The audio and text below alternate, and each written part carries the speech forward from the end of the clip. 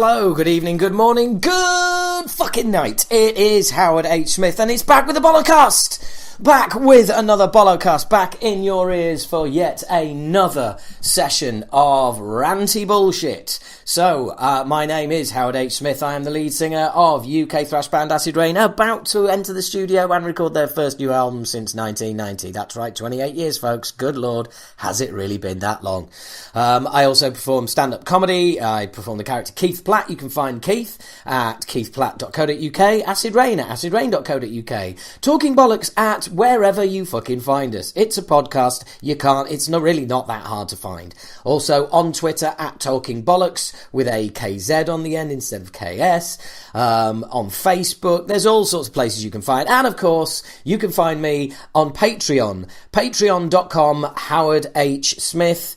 Patreon.com/Howard H. Smith. If you want to sign up, $5 a month, £3.80, less than a pint of beer. Every month you get exclusive content from me just for you Patreon subscribers. And they are getting a particularly rich mixture of content at the moment. They've also been responding in their droves with questions for an interview that is coming up later this week that I'll be doing, which will be in August's Bollocast, and should be a good one. That's all I'm saying. Anyway, welcome. It's all about this one. It's all about this podcast, but it's also all about what has been going on in the world of metal since last we spoke, kids. Okay, well, what's been going on? First of all, I announced a live spoken word show, Talking Bollocks show, call it what you will. It's me basically telling stories of my time in the music business and tales from the road,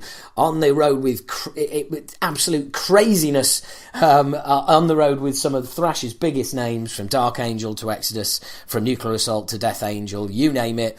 It's an hour and a half of me jabbering on. So if you like the sound of that, it's at the Etc. Theatre in Camden. That is on Friday, September the 7th, and 50% of the tickets have already gone. So if you like the sound of that, please do get yourself a ticket. That's the Etc. Theatre. If you want to come along and see me in Camden, it'd be great. If you're a Patreon subscriber and you come along, please do let me know, and I'll say hi, whatever. It's cool. So come along, okay? Okay, next up, also since the last Bollocast, the Contract in Blood UK Thrash Special has come out, so check that out if you haven't checked that out already. And on the last Bollocast, they did have a competition as to see who was going to win the Contract in Blood CD box set. Well, that winner is John Andrews. Congratulations, John. The box set is in the post on the way to you, seeing as you kindly provided your address. Must have known you were going to win.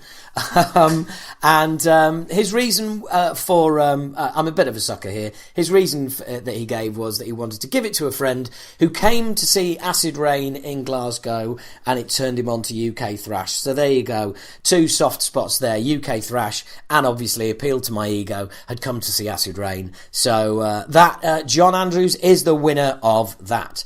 What else been going on? Mammal, yes, one of my favourite live bands, and just a great band in general, and we've had some music on the show from them recently. Mammal will be playing the Camden Underworld on October the 2nd. I think that's a Tuesday. It's the only UK gig. So if you want to come along, get your tickets, Camden Underworld. And now, an apology. That's right. You heard me right. I said an apology. But Howard, you never apologise. Well, I am this time. Really? This is surely going to be worth listening to. It is. My apology is to the one and only Bruce Dickinson, who, as it turns out, after I spent 90 minutes getting pissed with him, is a really nice guy. Okay. So I was, I saw him in the same pub as I saw him last time, but this time I was having just a chat with a local about like the World Cup and stuff, and I became aware of this sort of this person in my peripheral vision sort of come in the pub wearing a baseball cap and ordering a pint, and I was chatting away to this guy who was a fellow Leeds fan, so we were talking about Leeds initially and then started talking about the World Cup, and then this guy sort of chipped in and said, oh, what about that Iran and Portugal game the other night? And And I genuinely, it took me about, we would, he sort of entered the conversation, we started talking, and it was a good 10 seconds before the penny dropped that it was Bruce. He was looking slightly different, had a baseball cap on, threw me a little. And we proceeded to talk about all sorts. In the World Cup, then we talked about Brazil, what they were looking like. Then we talked about the Brazil, the country, and poverty, and all the rest of it. Then his son arrived, who he introduced me to, and the first thing his son said was, "Oh, I know you, don't I?" Which was quite funny. And it's because I do a pub quiz in the pub, as I am the quiz master in that particular pub, and that's how he knew me. And so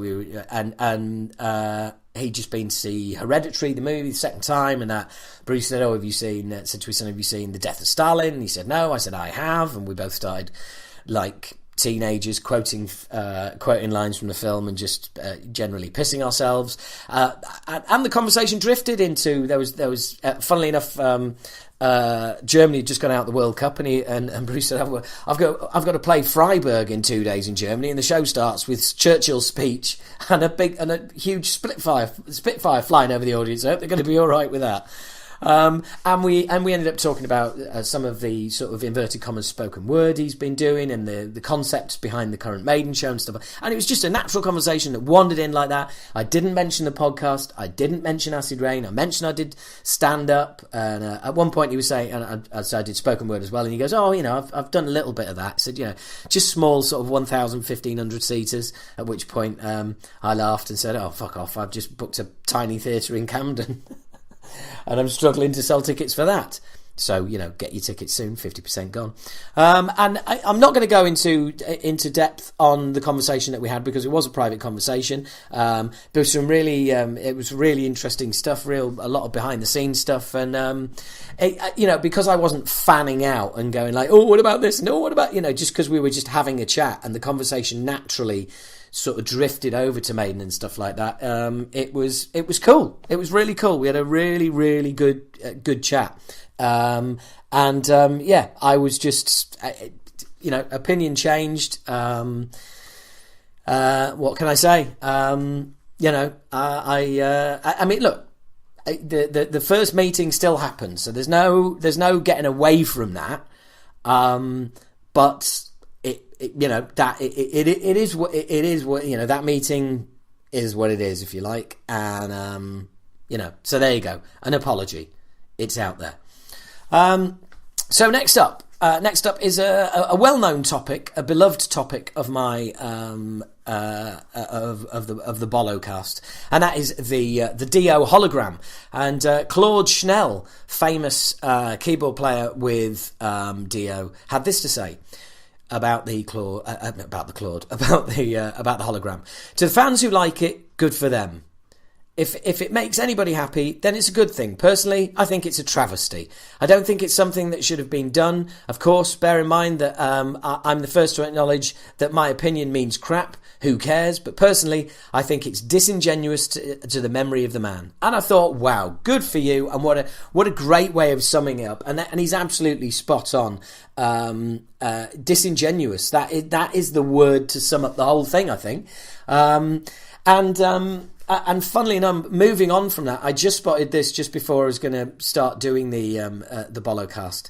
And maybe this is a little window into why it is being done. I mean, I know a lot of people said it was a cash grab, and Wendy said it isn't. But now it turns out that property from the estate of Ronnie James Dio is being auctioned off. Okay? And at the end, there's a comment from Wendy. It says, "I'm glad that Ronnie's extensive collection of items will go to his fans, museum and collectors around the world to be displayed for all to see and enjoy. These items are very special to me, but I recognise the historical importance of anything to do with Ronnie. He would want his fans to be able to own, enjoy and see these items for many years to come."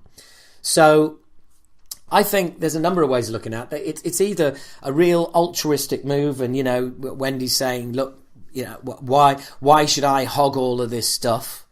And maybe it's just inner attic doing nothing, or maybe she needs money. I'm just putting it out there. I'm not saying that that's the case.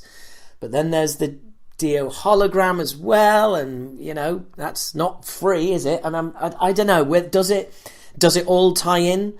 Is it about the money? Is that what it's about? Is that what we're saying? Is that what we're meant to? Is that what I'm deducing from that? Of course, I don't know. And as Claude said earlier, it's only my opinion, and who gives a crap? But I don't know. It just seems it seems to tie in, or maybe, like I said, all of the stuff is just gathering dust in the loft, and she just thinks, this may as well be out there. Or it's all dotted around the house, and she's thinking, look, I'm sick of fucking seeing this. I'm sick of dusting it every Tuesday. And although maybe Wendy has a cleaner, and maybe the cleaner has objected to cleaning it every Tuesday, and she said, you know what, fuck it, let's fucking sell it, and then I can do away with the cleaner as well. And when I say do away with, I mean not have a cleaner anymore. I don't mean kill. And I don't. Why would you make that assumption? Why would I make that assumption?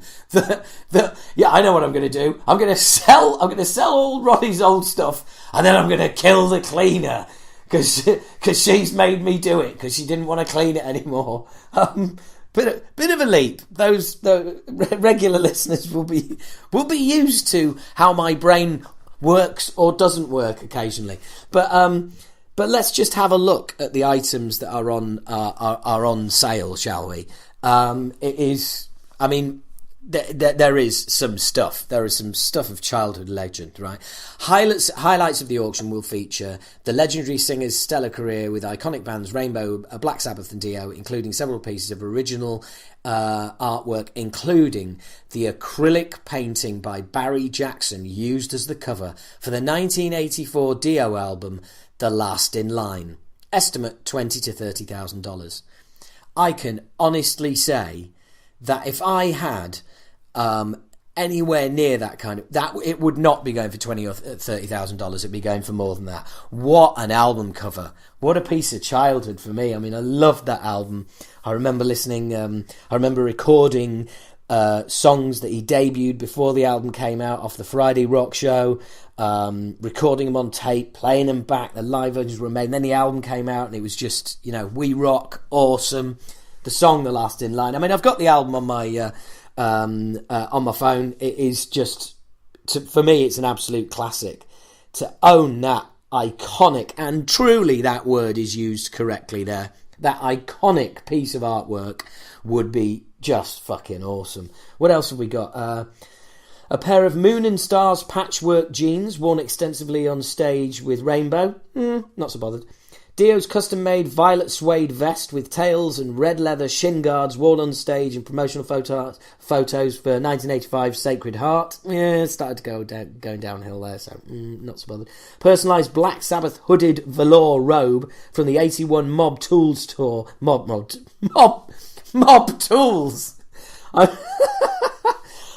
No, Mob Rules. I'm not going to go there. Mob Rules tour. Dio, his rolling wardrobe case.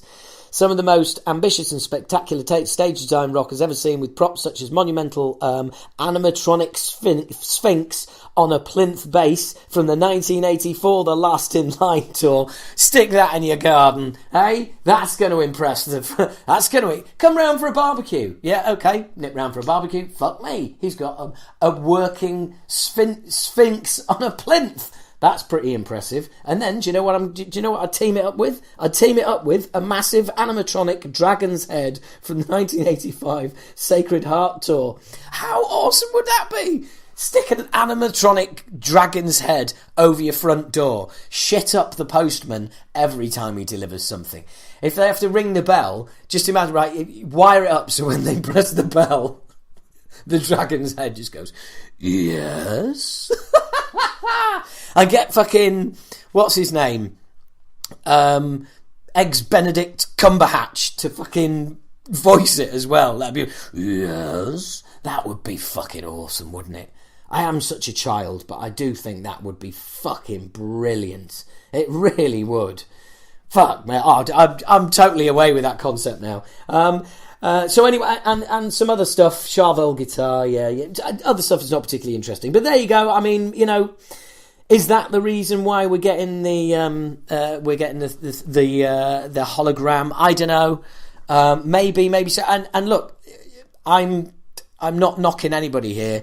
Everybody has to earn a living. I presume Wendy, Ronnie was the earner of a crust in the relationship. So maybe she's having to sell this and she's trying to maintain dignity while doing it. So I'm not going to criticize her for selling any of that. That's entirely, it's obviously all been left to her, and it's up to her what to do with it. And I think actually, if she needs the money or not, it's still actually really cool that people are going to get a chance to own that stuff. So, the hologram, absolute bullshit. Please don't do it. But all of that, fair enough. Okay, moving on. It's that time of year. It's that time of year when Sky Arts puts on 6 hours of coverage from Download and manages to miss nearly every band worth seeing. Instead, we get 15 minutes. 15 minutes of the Blackstone Cherries. No, sorry, we got Blackstone Cherries. Blackstone Cherry. Anyone? Really? No, thought not. 15 minutes of Starcrawler, which I'm sure seemed like was a really good idea at the time when you were there, but Jesus Christ, no. Fair enough. The singer was nuts, absolutely nuts, and everybody in TV decided this bitch is nuts. Let's fucking show this. It just wasn't very good. Kreator, 15 seconds. You TV wankers. Kreator get 15 fucking seconds. Hey, really? Fucking hell. Just not. And apparently, sorry, going back to Starcrawler. In the interview, apparently they're saving rock. No, not. And then what could make this worse, right? What could make this worse? I'll tell you what could make this worse. That's right. We have a nice old in-depth, and I didn't realise that was possible with the man, an in-depth interview with none other than Andrew WK. Hey, Andrew WK. And apparently he's still partying hard. That's why it's taken so long to get a new album out, eh? Because he's still fucking peddling that tired old shit. That fucking heavy metal Elton John fucking nonsense. Utter fucking rubbish. Bullshit. As you might have picked up on, I really haven't got any time for Andrew WK. So I don't know. That what a surprise, eh? What a surprise. But I just, he's there playing his piano like some sort of shit Elton John, and it's just fucking rubbish. And then when you've had enough of your shit Elton John, what have we got? Thunder. Remember them? Thunder. Pedestrian would be a compliment. Just, are they on? Didn't notice. Right? And then we get, in this moment, okay? In this moment, with frontwoman Taylor Momsen. And you know what? She put on a fucking show. That band put on a fucking show. Great stuff. Fucking bring it. Absolutely, really impressed. Did a fucking great job. It was just nice to see somebody not pissing away their chance on a main stage. Somebody who quite clearly does it regularly and knows what they're fucking doing. And you throw somebody else into that fucking group as well. I'll tell you who. Marilyn Manson. Love him or hate him, he delivered. Put on a show. And it was fucking sounded heavy and good to me. It worked. It actually, fair fucks, to Sky Arts. That was good stuff. I enjoyed it. But please, from what I can gather, it was just, it was like watching the Isle of Wight festival. There was just a lot of mainstream rock and has-beens, and just, just really, really disappointed. But then we hit an all-time low. What did we get? Baby metal, or as they should be really termed these days, adolescent metal. Yep, that's right. Because them girls, they don't look like babies anymore. They are growing up fast. And that band is sounding old even faster. Fucking horrendous. It's just 4 young girls dancing while a bunch of old men play incredibly heavy music, and inappropriately 4 girls dance around dressed like mini samurais and jibber jabber over it. Pathetic. really, and actually quite aptly followed by Lawnmower Death. That's right, Baby Metal, then Lawnmower Death. I thought that was very suitable. I mean, it was great to see. It was great to see my mates up there, and good on them. Did a great job, considerably better job than Baby Metal. That's all I'm saying. Anyway, look, that's it. That's enough of my ranting for now. Although, don't worry, there's plenty to come. Okay, first up is an interview, as you will have seen already, mentioned in the description of the podcast, is an interview with a friend of mine, Kim Dylla. I met her at the Lords of the Land Festival earlier in the year. She is costumer to the stars, you name it. I'll have already listed them in the description of the podcast, so rather than list them again, why don't we just get straight into our chat and you can find out what this incredible woman manages to pack into one single life, whether it's being in a death metal band, whether it's being a full-time member of GWAR, or whether it's making clothes and costumes for rock and metal's finest. She seems to cram it all in. Here's my chat with Kim Dylla. Just checking the microphone. check away. 1, 2, 1, 2. That actually sounds all right.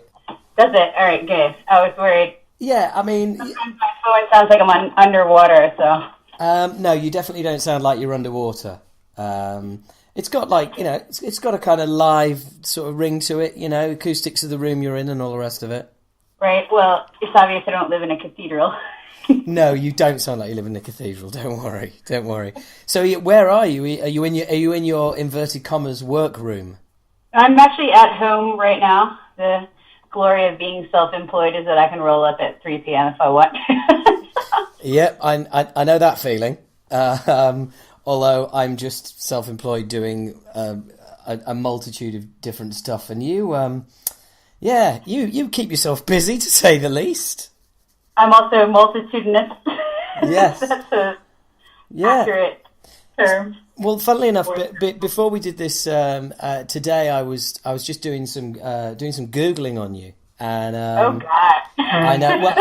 Well, actually, I don't use Google. I use a search engine called DuckDuckGo because it doesn't track your searches and doesn't retain any of your privacy or anything like that. Retain your privacy. Anyway, you know what I mean. So, first link that popped up was to the Daily Mail, and it involved you. It involved you hitting some lead singer from a band in the face and breaking his glasses. Yeah, like that guy. I mean, it's annoying. Like that tabloid stuff gets like weighted over my like actual accomplishments. Like you get put in. You know, like the Washington Post or the New York Times or like University of Virginia's website and doing actual things. And then the moment you end up in the tabloids, you're like branded that for forever. But, I mean, one thing I'm always dealing with as a woman in metal is like ridiculous sexism backstage. So my friend who's like worked in the music industry for forever told me once, like, if you're backstage and you don't look like the back end of a horse's ass, then you're going to get called a groupie. And, like, I can deal with that. It's just par for the course. But I was working this press event for 70,000 Tons of Metal, which is, like, this giant... Oh, don't worry. We all know what 70,000 tons is. Good. We've done a good job then. At least all the tabloids sell. Oh, yeah. But... yeah, we were doing some interviews, and it was my dumb idea to put a hot tub backstage at Heavy Montreal with a bunch of chicks in bikinis and, like, interview our bands there to, like, simulate the cruise environment. And I guess certain people couldn't handle women being in bikinis backstage, namely people from metalcore bands like that guy. And he came up and grabbed my friend's boobs in front of me. Wow. And then she pushed him off, and he goes, "Fuck you, whores, I fuck hotter chicks every day." And I was like, "Do you want me to kick his ass?" And she's like, "Yes." So I just choked him out. Wow, that is, yeah, I mean, that is, yeah, well, he's certainly not a gentleman, that's for sure. I mean, I could have gotten security, but I think it's more humiliating when you're a sexist prick to get choked out by a chick in bikini and heels. Yes, yeah. It certainly made the news, and by the sounds of it, for all the right reasons. By the sounds of it. I kind of just shut up about it, but I kind of wanted to warn everybody, like, what a prick that guy was, because that was just really over the top. Well, you might complain that became national news, but and that might be frustrating from your point of view. But the flip side of that is, well, yeah, that guy is now labelled as that guy forever. Yeah, I'm a redhead. I have transformo hair, and that's another tangent. Like, I lost my hair to an immune system problem called alopecia areata, but inside I'm a fucking ginger, and you can't take the fire out of the ginger. So if you hit me the wrong way, it's just like I have temper problems. You were more than pleasant backstage at Lords of the Land. I don't actually. That sounds a bit wrong. It was nice to. It was. It was nice. It was nice to meet you. That's what I should. It was nice to meet you too. I had a blast at that festival. Oh man, it was great fun, wasn't it? It was great fun. I had never been to that festival, and I sort of only recently started going to Scotland. I've spent massive amounts of time in the UK thanks to 2 British ex-boyfriends, so I'm sort of like halfway British, I guess. Well, you drink Yorkshire tea, so you're all right with me. That's absolutely I'm fine. drinking some right now, actually. I was like, should I have a beer? It's too early for a beer, but I'm more funny with a couple beers in me. But I think I'll opt for the tea high. Yeah, absolutely. The British tea high, nice. I like it. It's I'm on like top 3 right now. And I remember you being really. It's all coming back to me actually, because I remember you being really shocked about the history of the venue. Oh yeah, I started reading up on the Barrowlands after you told me about that and the serial killer guy. Yeah. My assistant and I actually listened to like true crime podcasts and stuff at work, and we'd been on a serial killer kick, so it was interesting to read more about that guy. And just seeing that place in the sort of like labyrinthian way of that the backstage was designed. Like I was there with like my friends from Bloodbath, and we were trying to find the way to catering to get some coffee, and pretty much got lost. I had to show 2 members of Demolition Hammer back to their own dressing room after they came off stage. Right? Yeah, they were like... trying to find Gene and the Dark Angel guys. I've known Gene since I was maybe 16 or 17 years old. They were like on that other whole side, and there's these weird tunnels under the venue that link it together. Like, what? I don't even know who designed that originally. Howard Hughes, Yeah, it is an insane venue. I mean, it's awesome now. I mean, definite bucket list venue for me, because we played the previous year, and it's just fucking awesome. Absolutely loved it. Yeah, I wish I could have seen that. Oh mate, it was so much fun, but anyway, this is not about me, it's about you. So how the hell did you suddenly, or did you grow into becoming the woman that makes, from what I can gather, nearly everybody's stage clothes? I think it was sort of gradual, but it definitely took off once I gave it a proper chance. Like, I am an academic. I was working at University of Virginia doing research in sort of digital archaeology in ancient Rome. And then I was playing in death metal bands on the side. My band, This Means You, did a lot of band tours across the U.S., and we had a couple metal radio hits or whatever, but no real big breaks. So we had a lot of fun doing that. And each time we would do a show or a tour, I would create another outfit for myself to wear on stage. And I was a college kid at the time when I started and pretty broke, so I started buying like used leather from thrift stores and using that instead of buying new fabric, and it sort of lent itself to that post-apocalyptic look. And then I had a lot of friends in like bigger bands that I had met just from working backstage or playing gigs, and one of them was Joey Jordison from Slipknot, and he was a really good friend of mine, and we happened to be the same size, so he sort of indefinitely borrowed one of my jackets one time and never gave it back, which is cool because he wore it to lots of award shows, and then people like Rob Flynn from Machine Head and like the Cradle of Filth guys and a bunch of people called me and wanted jackets, and I started making stage clothes for big bands, just word of mouth, people cold calling me. Pretty soon I had enough orders to like say, how many jackets a week do I have to make to like quit my job? And the answer was something totally reasonable, like 4. So, so I did, and ever since then it's been kind of nonstop. Well, that's awesome, because it would appear to have it would appear to have freed you up to travel a lot as well, because you seem to be always on the road. Yeah, so my options are either to like drive myself in circles around the Mid-Atlantic region. I live in Virginia, which for people in the UK is near Washington, D.C., I guess. And then the closest gigs for me, which is also like incredible in UK terms, because if you drove 5 hours to a gig there, you'd be like in Scotland and lived in England. But yeah. I drive, between 2 and 5 hours to see shows when people come on tour here, and it's a lot easier for me to just wait till all of my friends and clients are playing some giant enormo fest like Wacken or something, and fly to Europe for a week or 2 and see everyone in one place. And I'm lucky enough that I can take my sewing machine on the road, and I have lots of friends who live in Europe and can sort of post up over there a couple times a year. But that's really cool. And again, it's always to UK listeners listening to this, I always go on about how, I mean, if we announce a tour and we're playing like, I don't know, an hour and a half away, people are complaining. I mean, it's like we announce we're playing Manchester and people in Liverpool complain that we're not playing Liverpool, and it's like it's fucking 45 minutes away, if that.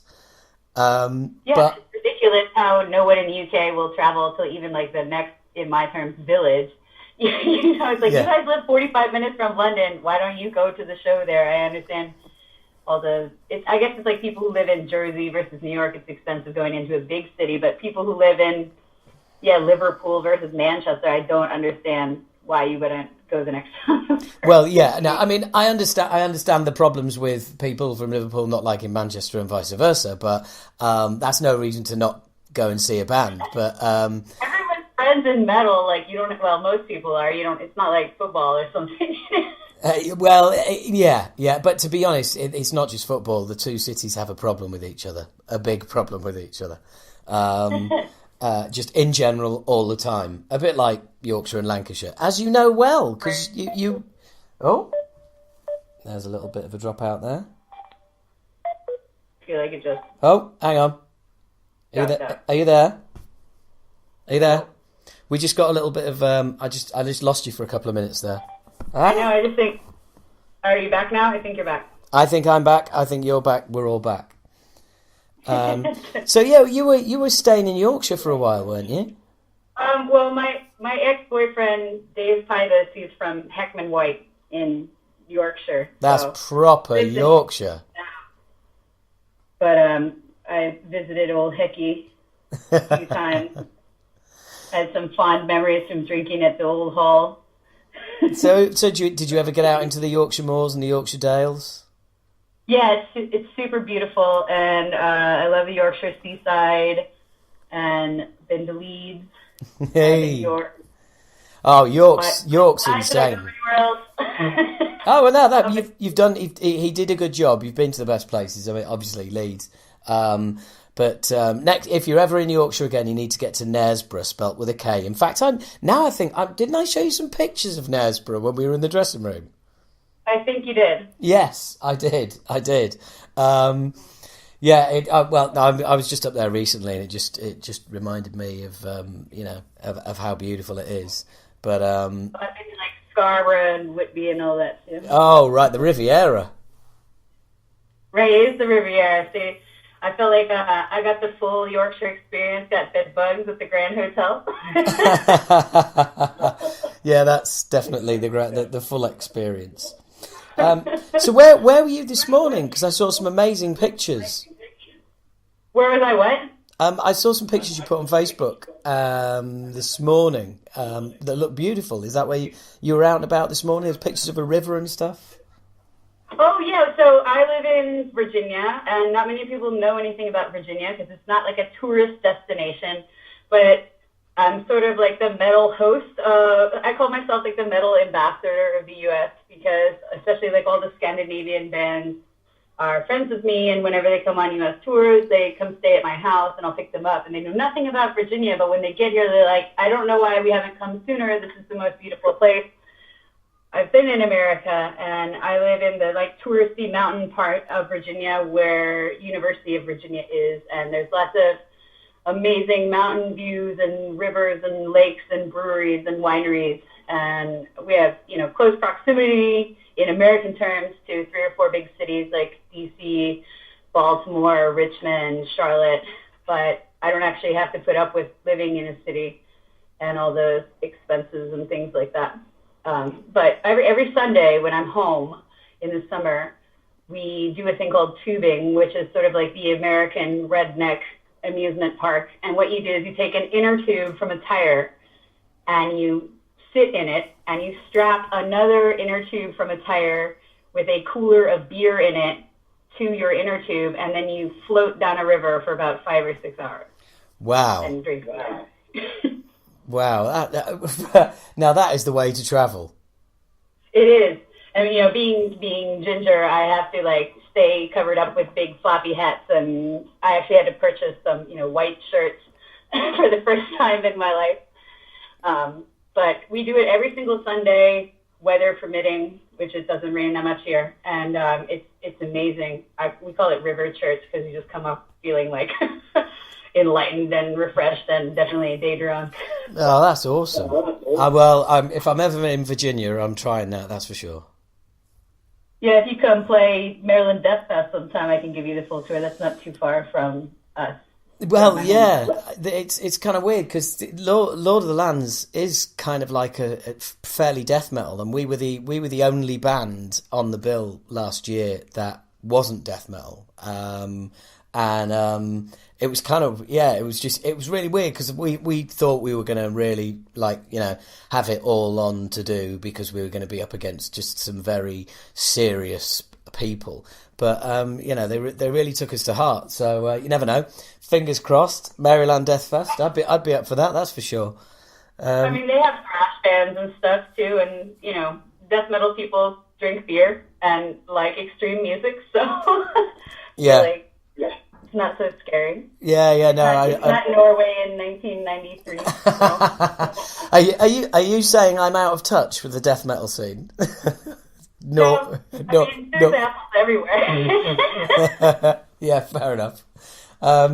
So what's your kind of volume? What's your kind of workflow like now? Because presumably, since you said, you know, you're really giving it a go and you're pushing what you do, are you having are you keeping it at a level where you can just manage it yourself, or are you getting other people involved to help with productivity? I've had a full-time assistant, or I'm on assistant number 2 now for about 4 years. I definitely have trouble handling it myself. I pretty much have been working like 24/7 for the last 5 years since I started this thing. I created a monster for sure. And I think the biggest challenge of like being an artist or a musician and making it your job to be an artist or musician is that being an artist type, you're sort of prone to like chaos, and people that are good business people, I think, are better at schedules and structure. And I have been trying to train myself to be a good businesswoman for the past 5 years. And I finally feel like I'm getting to the point where I can structure things that like deadlines make sense, and I can take occasional nights and weekends. It's unrealistic as an entrepreneur to like work 40 hours, but you know, I like taking my Sunday tubing, and my boyfriend lives with me, so coming home in the evening is nice. Getting a separate studio space was really crucial for that, because I was like working out of my house for 3 or 4 years, and you never put it down. It's just like the workload is unending, so it's like work's never done. It's just when you're going to put it down.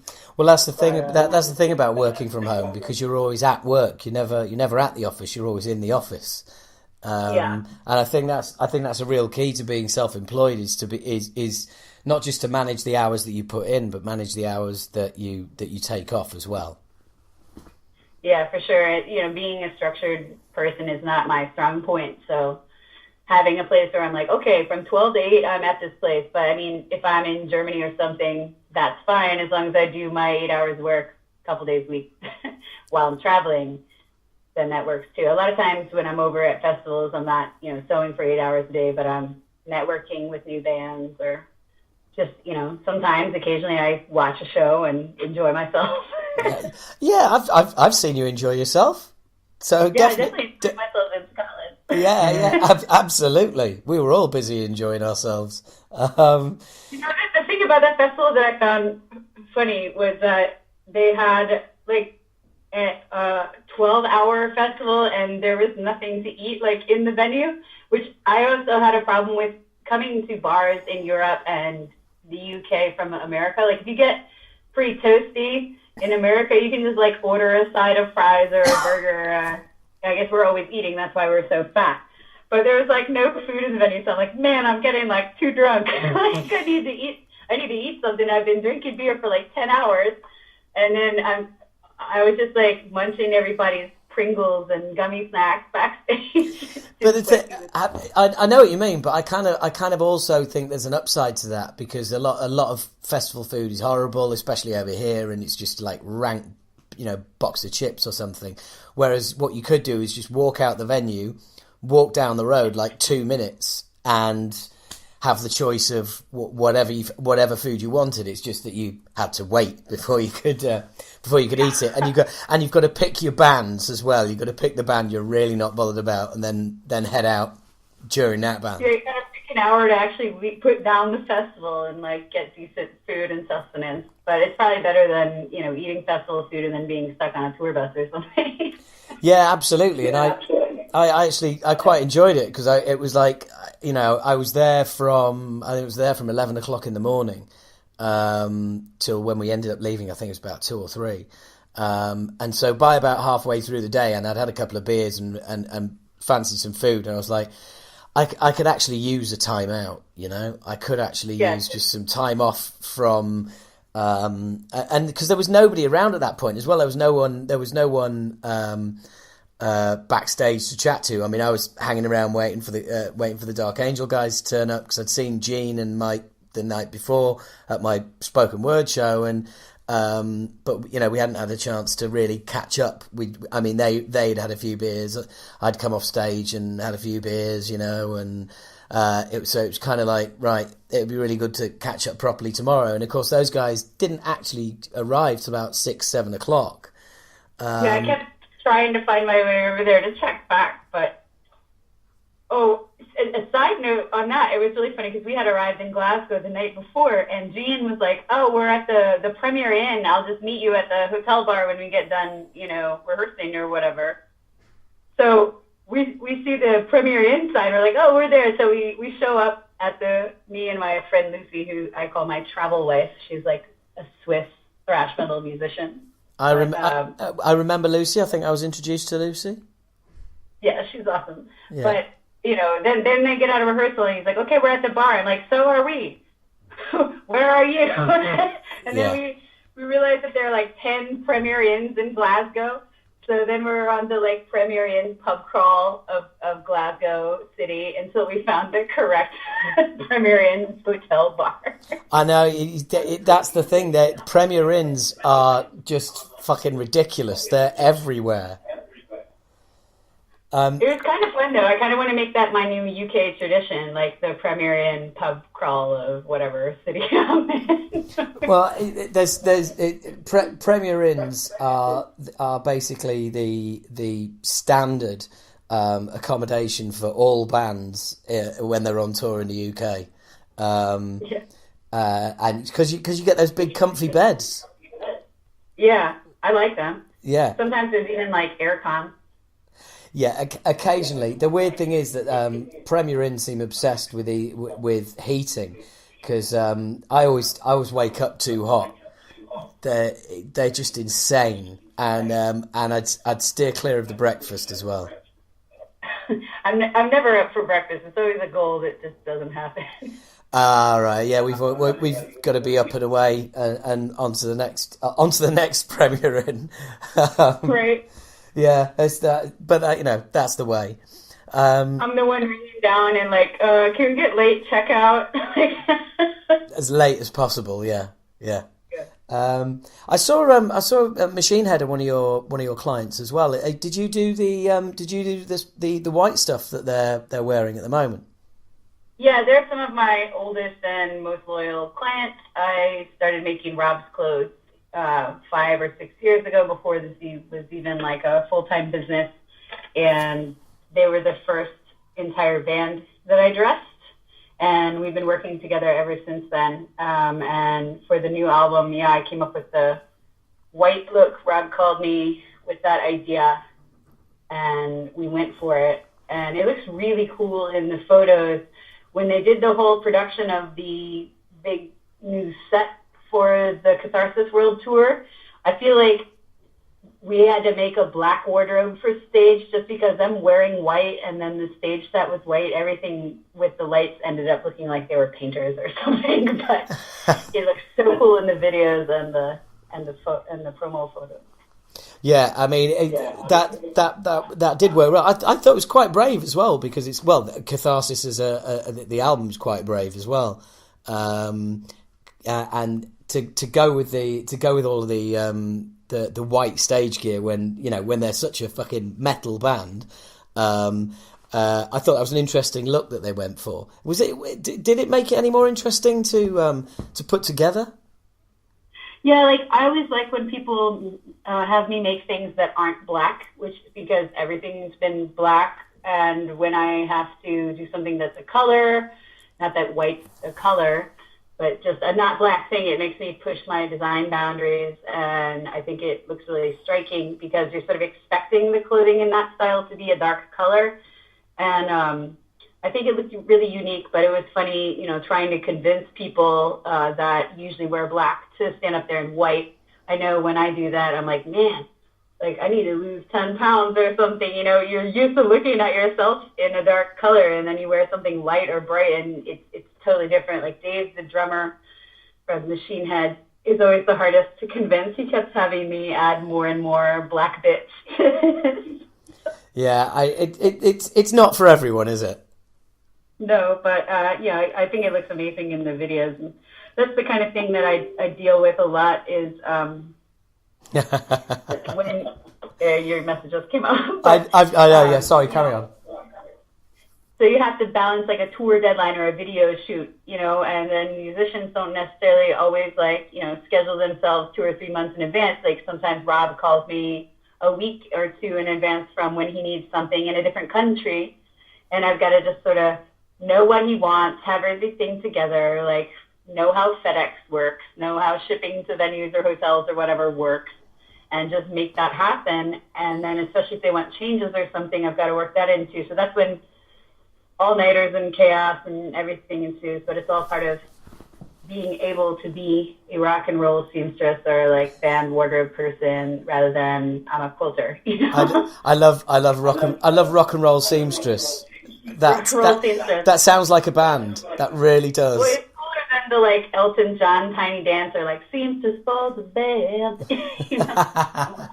Well, roll seamstress. I pinged you a picture there in Messenger. Oh yeah. That's what I wore on stage in Bloodstock, which is a pink suit. I'm throwing a pink top hat into the crowd.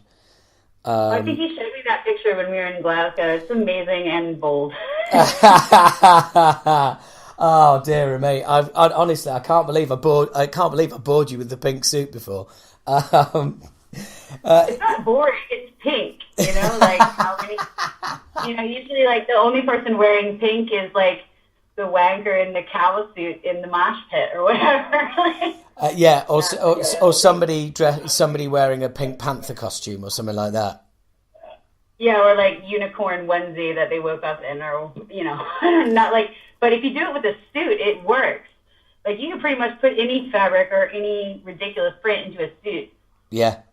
That thing, put it on stage, and you look like a rock star. Well, there's a company called Oppo Suits. And that's who I got it from. I saw it months before the festival and just thought, oh, I'm having that. That's it. Yeah. Of course, I kept a complete secret from the band.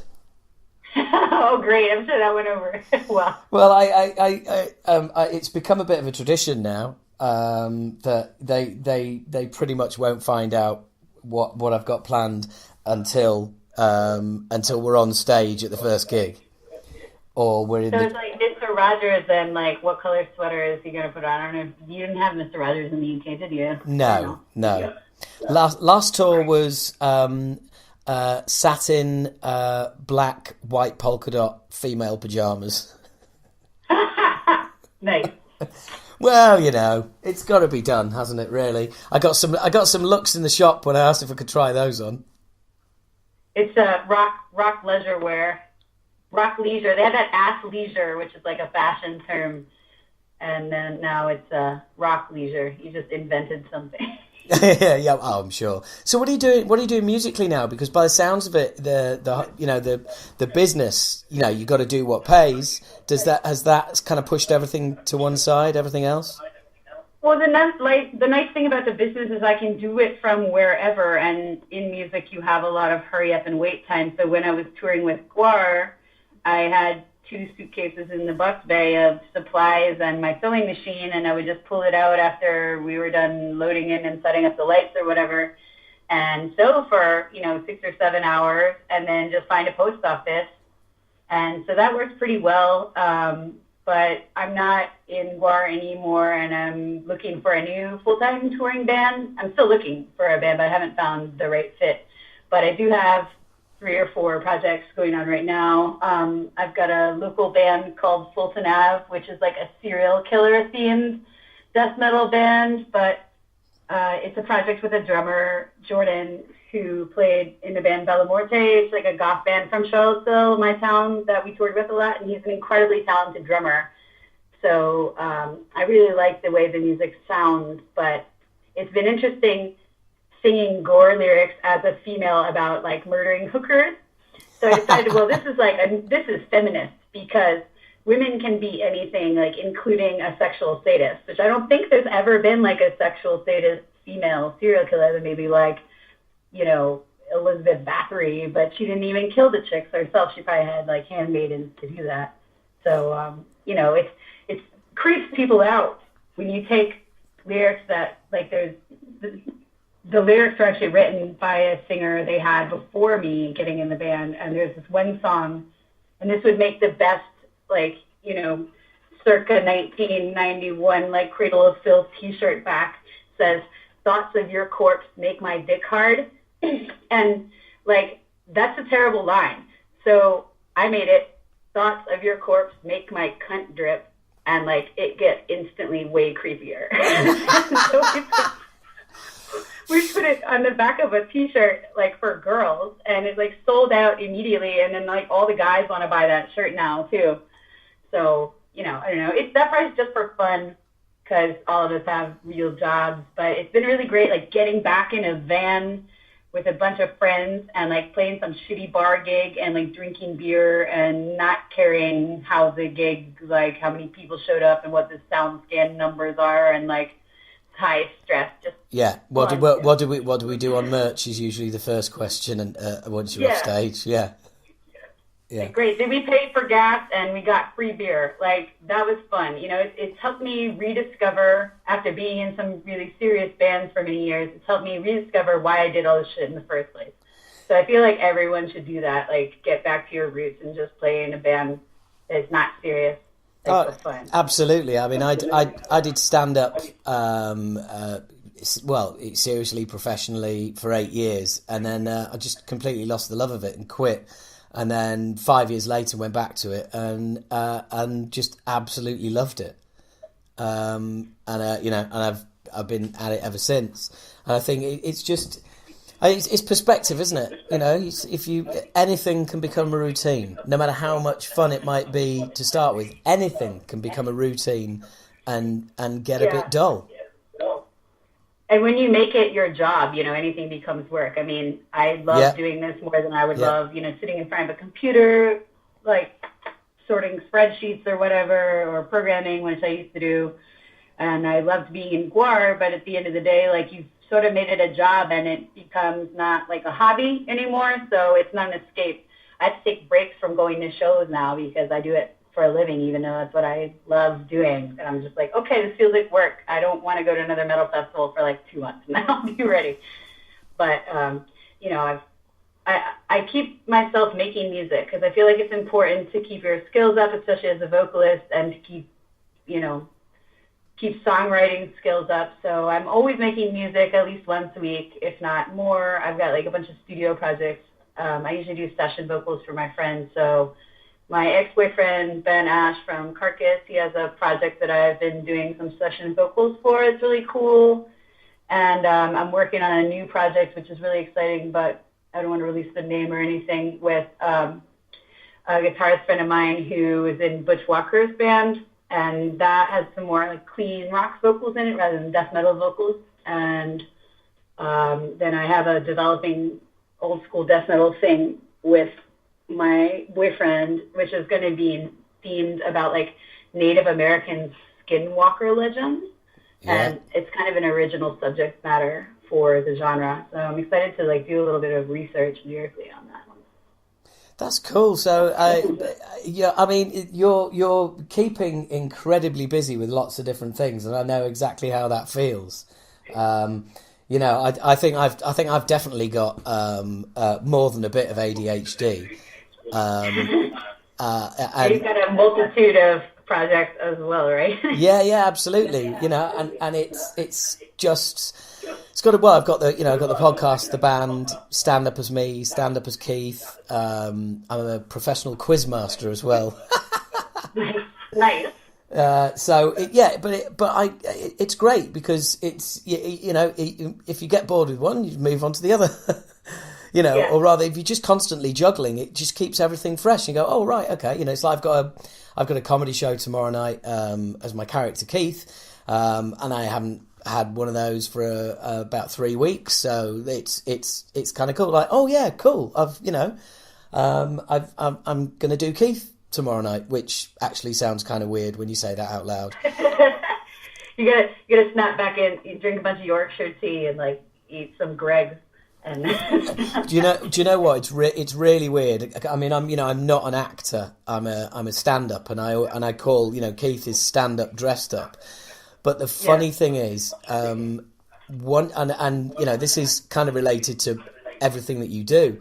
Once I put the the flat cap on and the moustache and the glasses, and I get all the clothes on, it's just kind of like I find myself just slightly hunching over, and all of a sudden, it's just kind of like, there's Keith, he's in the room, and it's kind of weird because.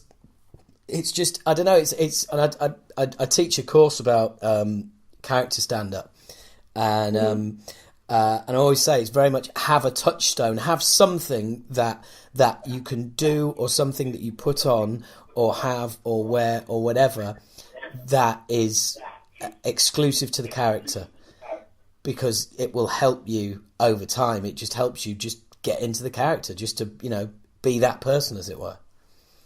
Yeah, that's the power of costume, I think, and with the stage wear thing, it definitely relates. Because I've had bands like Kreator, who are my friends, but also I've been fans of them since I was a kid, and they had never worn, like stage clothing before. They just wear black or whatever they're wearing, and they had me make a whole band wardrobe for them, which has lasted like 4 or 5 years. I've shot myself in the foot with that one. Yeah, don't be making it that higher quality, for goodness sake. I mean, it's really impressive actually that it's lasted that long. I'm like, okay, that's cool, But they said to me, like, we finally feel like this band has sort of come full circle into its own thing now that we have a stage look, because they always had the production and the artwork of the set, but so many people just get on stage in their jeans and t-shirt, but they put on their stage clothes, and then it just helps them get in the stage character, and you just sort of feel. Bjorn from Soilworks said the same thing, like, I put on my vest and it just helps me feel like a rock star. And I guess that's my goal, is to make everybody, whether they're in a band or just a fan coming to a show, feel like a rock star, and that having the right jacket or the right pair of jeans that makes you feel like $1,000,000 is so important. Well, like whether you're in a full costume or a pair of pajamas or a pink suit, or a giant blood spewing pits latex monster costume like my alter ego. Yeah, absolutely. So how long were you in GWAR for then? I was in GWAR for only a year. That was sort of short-lived, but unfortunately, I guess fortunately, I don't know, it's the thing that people know most about me now. It's cool because Dave Brockie was one of my best friends, the odorist. Yeah. And he passed away. And he always was really supportive of my band, This Means You. And I was in another costume band before GWAR called Kung Fu Dykes. And they're an amazing blacklight band that's been around since the 90s, thrashy sounding stuff. And he loved that band.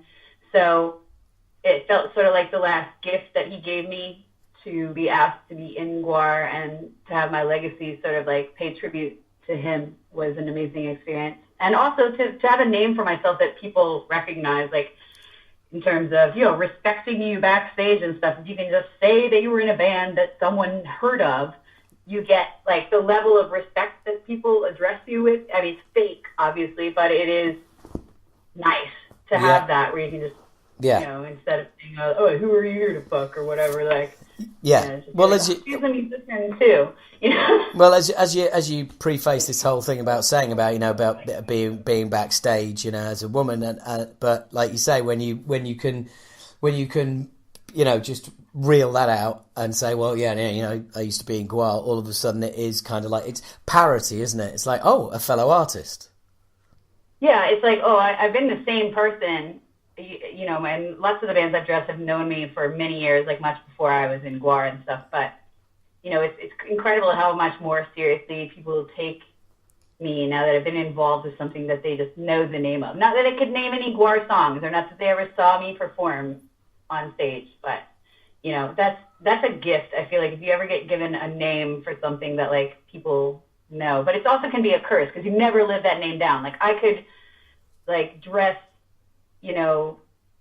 Iron Maiden, and people would still be like, oh, she was that like chick from GWAR with the blood spewing tits, like chick from GWAR dressed as Iron Maiden. It's like, how about just Kim? Funnily enough, I'll mention it to Bruce next time I see him. You should. I've been meaning to try to get in touch with him about his stage gear for a while, because I would love to come up with some new designs for it. Yeah, well, funnily enough, when because I know, I remember you posting when I posted that I'd spent an hour and a half getting pissed with him, and I remember your comment, and funnily enough, whilst I was talking to him, we were talking. I hate you, by the way, for that.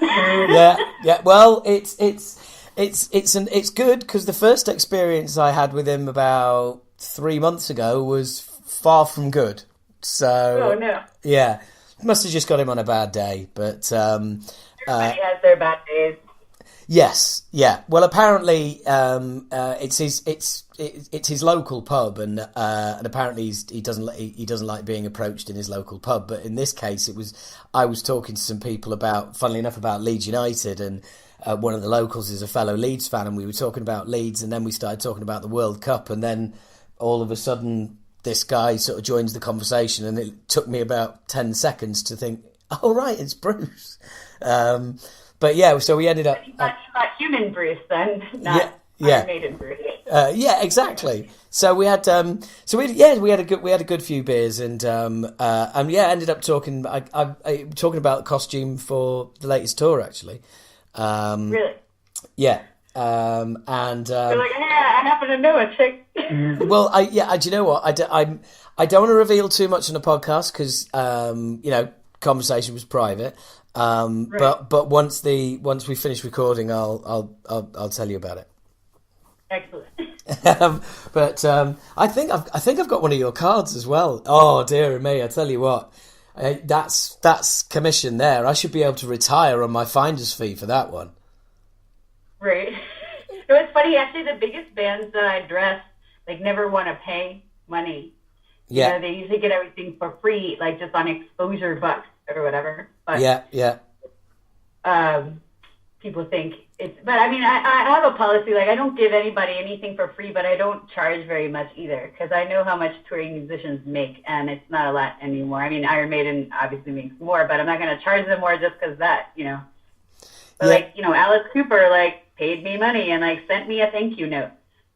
Now, that was like a Wayne's World moment. Wow, that's fucking awesome. Alice fucking Cooper, the king of costume fucking rock.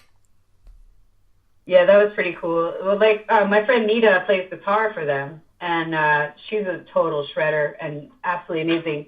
So I've been sort of hanging out in their camp, and he had actually, when I was in GWAR, he had actually interviewed me for his radio show, which I was so nervous. I'm like, how I have to be funny, like, so I had to just sit there and like come up with jokes to make Alice Cooper laugh for like an hour while I was waiting for the phone to ring. Never been so nervous, but we. He's super cool, and so is everybody in their camp, really nice people. And they had just been using these like Halloween store dresses for like the nurses and things for years. So I was like, how about I make you like a real thing for that? And they're like, oh, that would be amazing.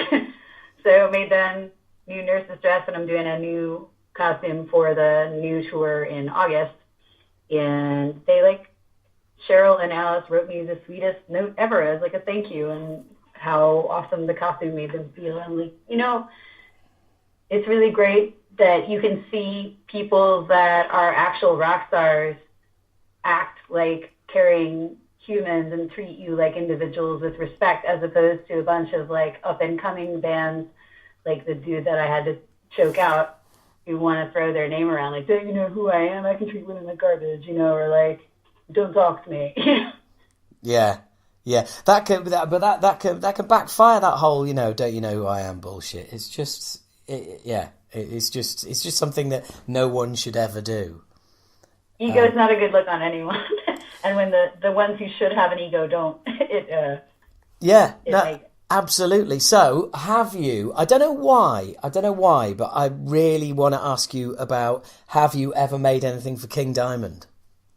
Yeah, I did the whole Abigail tour wardrobe. Actually, that was definitely my favorite band wardrobe that I've made, because I'm a huge King Diamond fan. And then my friend Jody is grandma in King Diamond. She's from Philly. Right. I'm a Jersey girl. And I had mentioned to her, like, hey, the guys are just kind of wearing like some, you know, Hot Topic jackets. Like, I would really love to create a stage look, so pass it along. And she did, and they called me or emailed me, I don't remember. And I ended up flying out to their rehearsals for the Abigail tour in Texas and like doing the whole fitting for the band wardrobe, and then just seeing that show come together with, you know, I've been listening to Abigail for years, and in my mind I have the way the band looks playing that album in my head, and to be able to have the opportunity to make that a reality, that makes like all the crazy hours that I have to put in worth it, to be a part of something that I care so much about, and to be able to shape part of that band in an interesting way. I know exactly what you mean. I remember getting Abigail when it came out and just being blown away and just playing it on a loop all the time. I had it in my Walkman everywhere I walked. I had, you know, King Diamond, Abigail in my Walkman. And obviously it's, you know, it's essentially a movie, you know, it's a different movie in everyone's heads when you're listening to it, but it's a movie. So I can fully appreciate how it must have felt to make your version of that movie come to life. Yeah, it was incredible. That's just fucking awesome. And I'm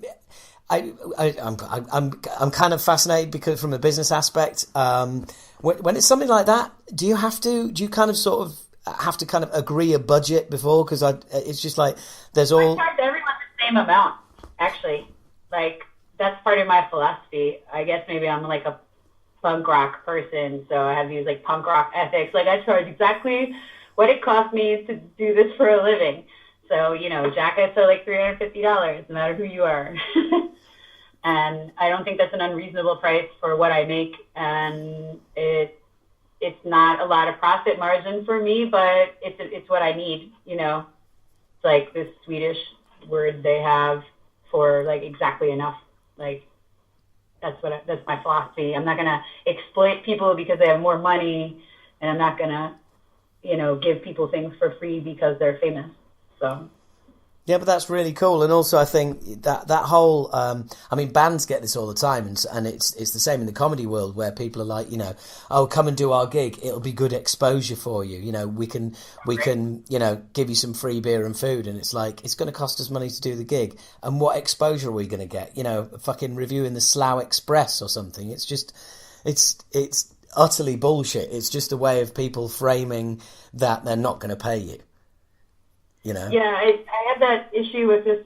It was just a Facebook comment thing, but he's in like a death metal band. People know the band, but they're not, super famous or whatever. And he wanted me to make stuff. He, first of all, simultaneously accused me of being the Gap and then needing to work for exposure. I'm like, if I'm already some big corporate entity, then why would I need your exposure from a, extreme metal band? Then he's like, well, nightly stage exposure's got to be worth something. Arch Enemy and King Diamond and Alice Cooper and all that, you charge them, good on you. And I'm like, yeah, I charge them. Like, it's not like you get the Guitar Tech gig for Slayer and then you just take that as a pat on the back. Like, they pay you. Yeah. It's a job. That's also ridiculous as well, because he was making your argument for you. The fact that people way more famous than him were paying you, people who could give you way more exposure. So if anyone's going to get it for free, it would be them. So that's fucking insane. Oh, yeah. Yeah, like he finally got the point when I was like, first of all, it doesn't buy me anything for you to wear my stuff on stage if no one knows who made it. And it's not like I brand my logo across it real big like Affliction or Warren Star or something I think is tacky. Then, even if you do post about me on social media, it's metal. The only thing I'm getting is 10,000 comments from Indonesia. Yeah. Yeah, I do like your inbox fail of the day, by the way. Oh, thanks. Yeah, I kind of wish that I could make those public, but I don't want to, be bad for business. I don't want to actually shame it. But, I mean, a lot of people do that. When I was single, I had tried internet dating for a while, and I used to post, the OK Cupid failed today, the, crazy messages I got. It was just a way of dealing with the insane messages I got that I would, respond and try to see how ridiculous the responses would get, and then entertain all of my friends with it. And working in the music industry, you have lots of people that want things for free and try to make themselves seem famous. And in the age of the internet, you can't really do that. So, everything from bands with 200 likes on Facebook trying to convince me that I should do a whole stage wardrobe for free, to native English speakers that are completely illiterate, to people not being able to understand what my name is, to people sending me a picture of a cartoon and wanting me to make a giant cosplay armor thing for $100, and then I just say well, this email is ridiculous. Let's entertain my friends and make themselves feel better about. Oh no, I love them, and I reckon I recognise the idiocy of a lot of that as well. It's like every time I get a message to the Acid Rain page, it says, "Where can I get any Acid Rain merchandise?" And it's like, wow, well, first of all, just Google Acid Rain merchandise. That'll take you to a page. Or alternatively, you've messaged the Facebook page. How about you click the fucking shop button on the Facebook page? But no, and I find that a lot. It was like people don't even want to. It's almost like putting something into a search engine is too much. It's like no, you tell me. You tell me. It does my fucking head in. How do people not understand how to use an online store? It's like I put the listing. All you have to, it says the price right there. You click the word buy, and it walks you through putting in your payment. And then, I guess it is a little confusing because it's basically my listings are a collage. Be it costs $350 to make a jacket similar to one of these. And then I have these bullet points, step 1, place the order and pay for it. Step 2, I will email you a measuring chart and some stuff. Step 3, wait. Yeah. Step 4, it'll get delivered. Step 5, take it out of the packaging. Step 6, try it all on. But make sure you've taken the clothes you're wearing off first. Right? Yeah, I don't know. Yeah, I'm trying to think of the most step-by-step. Yeah, I have had garments that people like couldn't figure out how to put on before. Fucking hell. Well, presumably all the holes are in the right place. Right? Yeah, I don't know. I think that was more with some of my like stage armor stuff, which I only do occasionally. But Oh, stage armor. like, get on Skype. Let me show you how that's supposed to go. That's brilliant. Stage armor. You've been making armor as well. Yeah, so I did some stage armor for Power Glove. They're a video game metal band. Right, that's interesting. Some sort of, like Wasteland Warrior looking Mad Max shoulder pad gauntlet things for various black metal bands. Yeah. That must have been slightly interesting to do something a little bit more offbeat. I like it when people mix up the request. It gets a little bit old making the same style of thing over and over again. I find myself getting in like design ruts, so it helps to put it down and do something different. But we've been doing so many pro wrestlers. I started dressing a bunch of the guys in WWE, and they're really famous and have lots of fans. So lots of indie pro wrestlers and wrestling fans ask me for ridiculous spandex creations now, and that's been fun to put down the leather and denim and like learn a different material and get things like giant donuts printed into lycra. Wow. I mean, is that it also? I mean, I'm interested in the kind of customer that comes to you from wrestling. I would imagine is obviously very different that comes to you from metal, or maybe not. Is there a big difference? There's a huge overlap with metal and wrestling for sure, but I can definitely tell by the email of the type of person that's emailing me sort of as like an indie wrestler versus like someone in a band. There's just different trappings to the way that they interact. Also, the real big pro wrestlers, they have this thing where they just cold call you. For me, I'm sort of phone phobic, like we did. It'd be like, what time is good to talk? Okay, let's message. Is now good? No, wait 5 minutes. Okay, let's call now, And then you answer, and it's not awkward. But pro wrestlers like Chris Jericho just like cold called me, like you just see this number that you don't know calling you. So I send it to voicemail because I'm not answering that, And then you just hung up on, a big deal. And obviously I called him back, but it's just weird for me. Started answering random numbers now. Don't look like spammy numbers. Yeah, because you never know when it might be the next Chris Jericho. Right. Yeah, I mean, I kind of get that as well. That's bizarre that you must network like totally insanely. Festivals are great for that. So if you go to like a festival where my friends are playing, I can hang out backstage and just sort of like, you have an immense amount of hurry up and wait time, so you just talk to whoever's sitting next to you. And then I do the same at wrestling shows. I'll go to wrestling shows, and obviously there's a lot of hurry up and wait time there too. So just sit in catering and tell people you make clothes or wear your own clothes. They ask you about your jacket, and it's something that people want and need, so it sells itself. I don't have to sit there and hustle my like Avon makeup because people are just asking me about it. So do you where do you see this going? I mean, is it a case of it gets bigger and bigger, and you employ people to make the stuff, and you turn it into a bigger business and a bigger business, or where do you see it ending up? Well, I want to keep the same ethics about it, and I definitely want to have a hand in all of the custom designs, but that end of the process is only so scalable, right? I mean, I have a sewing assistant now. I could probably add a few more sewing assistants, have a few pieces that I use a lot, like manufactured. But the next step, I want to get like a ready-to-wear line manufactured by real garment factories and distributed to like high-end rock boutiques that we could set up at events and things. And I actually have stuff in stock, so it's not like, oh, please wait 2 or 3 months and I'll make this for you. It's like, okay, I can actually overnight this to Germany or wherever. And so I'm collaborating with a guy that lives in the town over from me. Ironically, it's weird because in Virginia, it's not like a huge fashion epicenter, but this guy runs brands called Eyewear and Veriless, and they make high-end leather jackets and kilts for sort of like gothy Ren Fairy type of people.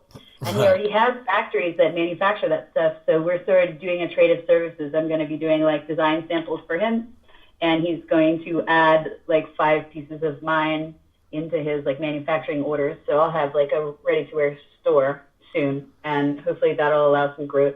Eventually, I'd like to like open a branch in the UK or Europe somewhere, so that, you know, I can serve all those people from without paying international shipping, and also like go there more often. Yeah, no, that'd be awesome, and like you say as well, setting up shops at festivals, which is absolutely the thing, isn't it? I guess it's the thing about that is having stuff that's ready to wear, but also I'd imagine the price point you've got to kind of be really careful of at a festival as well, haven't you? Because, you know, people aren't going to spend $350 on a jacket. Not that it would be that much if it was, you know, a manufactured one, but, you know, it's not the kind of thing that you have in mind when you go to a festival, is it? Right, so that's the problem. People are like, oh, do you have a booth? I'm like, first of all, I hate watching merch because you have to sit there for just 12 hours, and for me it's worthwhile to like see my friends backstage and network and take pictures of our bands wearing things on big stages. But you know, when we do events, people don't have $200 cash, you know, to have an impulse buy, or they see the jacket and they're like, do you have this but with this patch in a different size?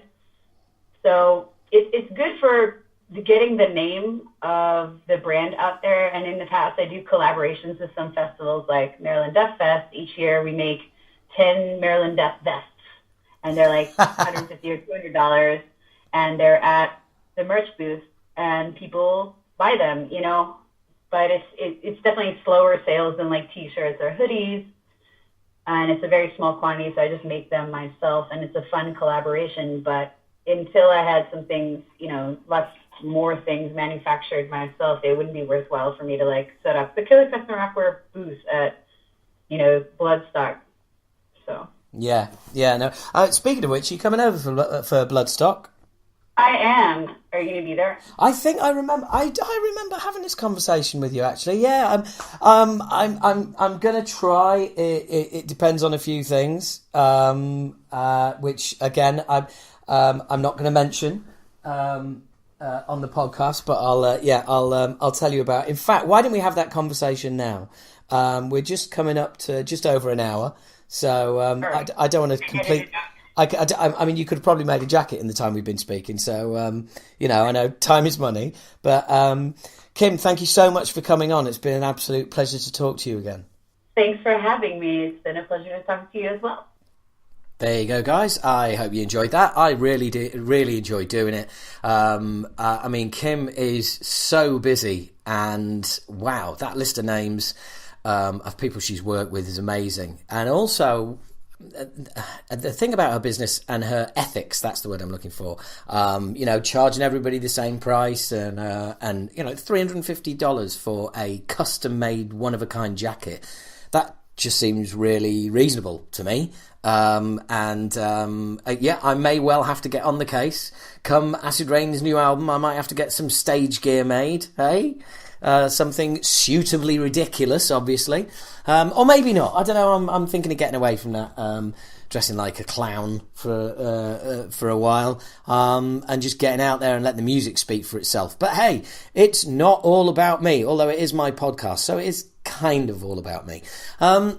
So what else have we got? Unfortunately, the news that Heavy Scotland, the festival that ran last year in Edinburgh and was going to run again this year, is not going to go ahead. They tried reducing ticket price, just not selling the tickets. They can't make it financially viable. I mean, I can't say I'm too surprised. I know a number of people in Glasgow, not even promoters, just, you know, people who go to a lot of gigs and have and you know, regular gig goers, and all of my Scottish friends, including those living not far outside of Edinburgh, all said the same thing, which was just, look, you know, wrong city, wrong venue. and that there was no way that it could sustain itself, and it just hasn't happened. And it's a shame, because whenever a festival goes to the wall, it is a shame. Scotland's also lost the Wildfire Festival as well. So it is a shame. But also, use it or lose it, folks. If you want to go and get your tickets early. I know I've said this before, and I'm speaking from the perspective of somebody who's in a band, but this does make a lot of difference. Get your tickets when you see something's advertised. Don't leave it later and later and later. Buy the tickets, that way you're committed to going, that way you will go. Buy those tickets and go. And the earlier you buy them, the less pressure it puts on the festival, the more they know it's going to go ahead, and they can put more promotion behind it and get even more people there, because that's what we all want. We want things to be successful. And, but clearly it just wasn't hitting the mark. I think last year, last year's Heavy Scotland also was not that well attended. That's kind of from a few people that went, said, yeah, it was okay, but it's a massive venue, and there was probably more people there than they thought, but it didn't look like many in that venue. So look, what I'm saying is it's a shame. Whenever a festival or anything like that goes to the wall, it is always a shame. Next up, so System of a Down members have admitted it's all their fault. They're all to blame for the lack of a new album coming out. And to be fair, we pretty much guessed that, didn't we? We knew that it wasn't just one member. I mean, some of them said like, oh, maybe it's Serge, and they has to really talk him into doing the last two albums. So basically, I would say if you're a System of a Down fan, it doesn't look like you're going to get a new album anytime soon, and this isn't a Tool thing. This is where it's just they've not been able to get round to it. It's definitely that people do not want to do it within the band, i.e. Serge and whatever, man. You're just going to have to accept they're a tribute band. They are the best System of a Down tribute band out there, and we're just going to have to make do with that. So, what's up next? This brilliant bit of clickbait on Blabbermouth. How would a successful artist manager handle As I Lay Dying's comeback after Tim Lambesis' release from prison? Remember last time I was going on about Tim Lambesis? A quick catch up. Tim Lambesis, lead vocalist of Christian metal band As I Lay Dying. Well, were they Christian metal, or was it just a Christian? But there was a lot of Christian going on. He was entrapped by an FBI agent trying to hire a kid. I'm making such a fucking mess of this. Take your fucking teeth out, Howard, you cunt. He was found guilty of trying to hire a hitman to kill his ex-wife, the mother of his two children. Or his wife. I think it was his wife at the time. And thus went to prison, came out. The rest of the band went off and did Woven War, did that for a few years, and then all of a sudden a new As I Lay Dying song came out of nowhere. No promo, no press release or anything. Just came out and did it, and then they played a couple of gigs. So, wow, that was a long old catch-up, wasn't it? And the headline, I bet you've even forgotten the headline now. The headline was, how would a successful artist manager handle As I Lay Dying's comeback after Tim Lambesis' release from prison?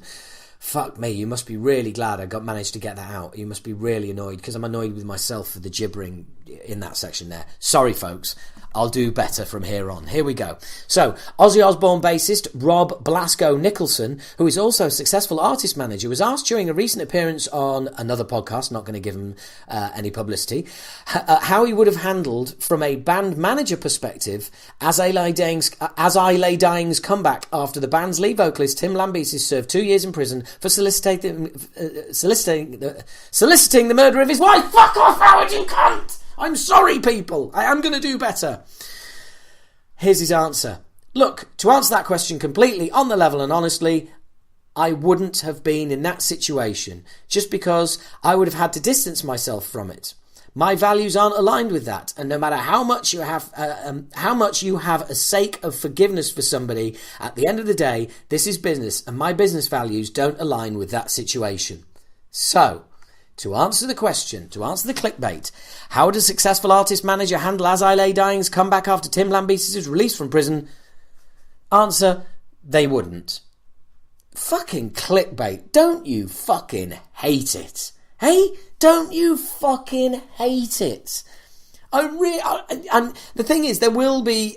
It's just fucking annoying, isn't it? It's just really fucking annoying. Read the first paragraph and go, oh, right, so that's the story. Move on with my life. No need to pay that any more attention than was necessary. It's just fucking... The nerve. The nerve. I mean, I could do all sorts of clickbaity fucking intros for these podcasts and stuff like that when somebody says something interesting. Or let's face it, I could just list me slagging people off. And, you know, that might get some clickbait. But I don't. I don't bother. Because I'm not going to play that game. It's fucking stupid. Absolutely stupid. And while I'm at it, I've posted on Facebook today, on my comedy account, once in a while, I do get, quite regularly, friends requests from young, very attractive women. Now, my character, Keith Platt, is a grumpy old Yorkshireman. Looks like an old bastard, duck, duck, go image him. Okay, go and have a look, and you'll see what he looks like, right? So straight away, if I get a friend request from a really attractive girl, I think, hang on, go to their profile. It's clearly a fake profile. But what I see there is like 18, 20, 25 mutual friends from comedians. And it's like, guys, you're not doing your fucking due diligence here. It's a fake account. There is but do not accept friend requests from clear fake accounts because they are there purely to try and gather data on you. They are there purely for corrupt purposes, whether it's fucking advertising, one-on-one webcamming, or whether it's purely there to try and siphon off some of your data and find out more about you, because the minute you become friends, more of your stuff becomes available for you to do, so they can build a profile of who you are through what you like. If you think all of that stuff is just innocent, it's not. Okay, it's data farming. And these fucking idiot fucking comedians just go, oh yeah, I'll be your friend, why not? You fucking idiots.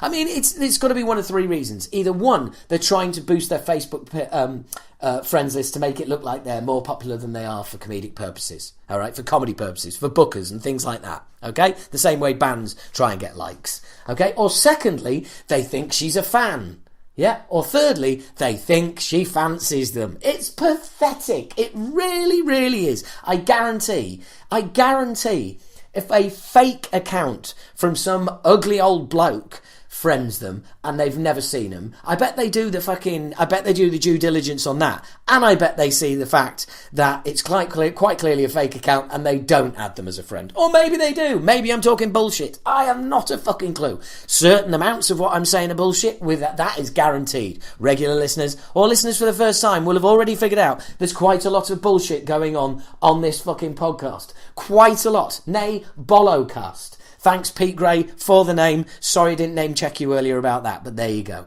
And another thing. I'm going to go there. I've got to say it. Trump and the would and wouldn't. Even his apology. I mean, I thought this was obvious. I thought it was obvious, but apparently I need to clarify it. It's like even his apology is trying to blame everyone else for the fact that he said what he said. And clearly, if you look at all of what he said, you can't change the whole tone of what he said by one word. The whole tone of what he said was that he agreed with Putin and that it wasn't Russia, and then he starts, as with all answers, within 30 seconds, Clinton or Obama come up for some fucking reason. There's only so many times you can keep throwing the same people under the bus when you keep fucking up. When I said would, what I meant to say was wouldn't. I mean, the dog ate my homework, etc., etc. Fucking pathetic. Absolutely pathetic. And if he did do that, if you're a supporter of Trump, if he did do that, surely you've then got to see that he's just fucking humiliated you on a world stage. He got nervous next to a real world leader who he clearly fancies because he helped get him in office in the first place. And another thing, people who call the investigation into Trump a witch hunt, no. The witch hunt into Clinton, no charges brought. The witch hunt into her husband Clinton, no charges brought. The witch hunt into Donald Trump has so far revealed 3 guilty pleas and 2 people are currently in jail awaiting sentence. That is 5 guilties so far. That's not a witch hunt, that's a hunt! Sorry, okay, I'm sorry. But for me, Trump goes beyond politics and becomes something way more fucking scary. Okay? Yes, he is an absolute godsend to us comedians around the world. And people keep saying, oh, hey, as a comedian, hey, I bet he's a bit of a gift. Not really, no. He's the gift you do not want to keep on giving. Hey? That fucking furry-headed fucking hamster on a hind legs dick fuck.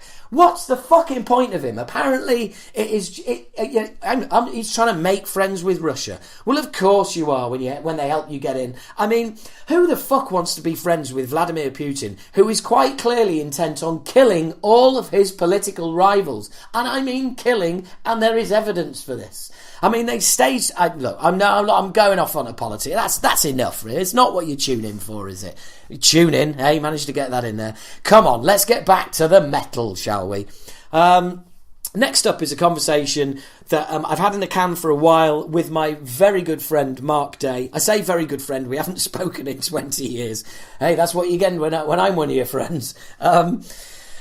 He is now a Burning Man video creator. I will have links up to what he does. You'll be able to see all about it. Mark was a Metal Hammer journalist in the thick of it, a big friend of Acid Rain. Interviewed Tom Warrior and asked him why Acid Rain were thrown off their UK tour before it started. It was supposed to be Celtic Frost, Destruction, Acid Rain, and then we got canned.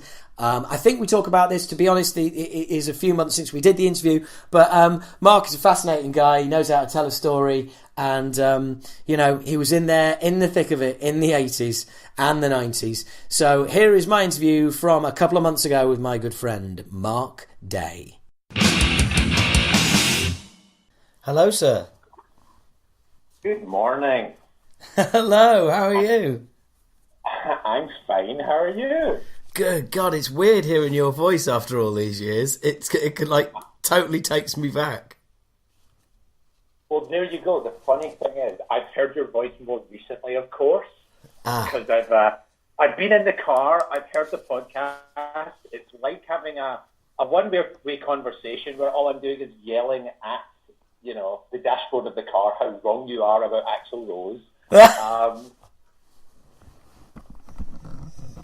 So yeah, basically, I've heard you more recently, but I still sound like this. Yeah, I know, because you've been in the States for quite a while now. I know, I've been living here, I think, not most of my life, but most of my adult life, and I can't decide. I think I'm both the most Scottish person that a lot of people here have met. Like, when I meet people, they're like, you're super duper Scottish, and then I'm like, I'm not so sure. I'm pretty sure if I went back to Scotland, people would be like, you are very Californian. So I am trapped in some space where I'm a bit of one and a bit of the other. Yeah, well, funnily enough, it's a familiar feeling because down here, I'm still a pie-eating northerner, and then I go up north and I'm a fucking Cockney. Yeah, pretty much. I actually went to Scotland earlier this year, and it was bizarre. I was like, everybody is so Scottish. Well, you were in Scotland. I know, but it's hard to put a finger on exactly what that means. But I was like, wow, this is like very high concentration of Scottishness all around. Well, of course, when you live there, you don't notice these things, do you? But then when you experience something else and you come back, it's a complete culture shock. Yeah, well, I think also that my notion, much like my understanding of all things heavy metal, my notion of what it is to be in Scotland or even just the UK is kind of frozen in aspic. I don't know, like 10, 15 years ago, and I go back and forth a lot less than I used to. So In fact, that was the first time in about 8 years. So just as it took me a while to realize that my favorite new rock band, Wolfmother, actually was a new rock band like 12 years ago. There are things that have happened in the UK that have completely passed me by. So, right. Well, you haven't missed much, mate. I don't know. It was all going fine until we got a new president, and it's been pretty much at this point. It is like you can joke about, oh, if this happens, I'm moving to Canada, and then you're like, I know someone who's Canadian who's not seriously talking about moving back yet, but at least they have that possibility. Yes, yeah, I have a friend who lives in Connecticut, and they're very much kind of like, I've actually got options here because they've got like 3 passports, and it's kind of like, yeah, you know what, there may come a day. Fingers crossed not, but we'll see. Have things changed for you? You know, with a new president, have you seen a noticeable difference? Well, to be perfectly honest, at the risk of sounding very Californian, I think my life is awash in what might be called white privilege. So I think it directly impacts me a lot less. Yeah.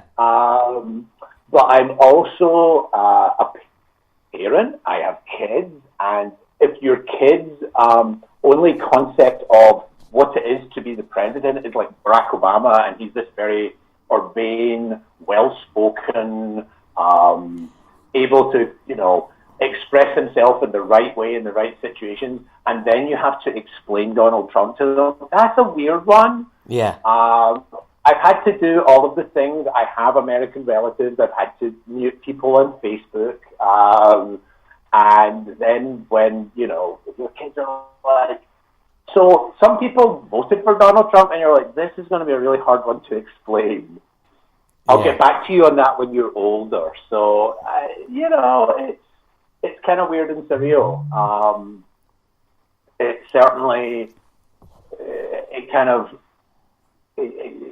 It's fun to get away from it and not think about it, and then occasionally you circle back around to it and you're like, Jesus Christ, this is a real thing that's actually happened.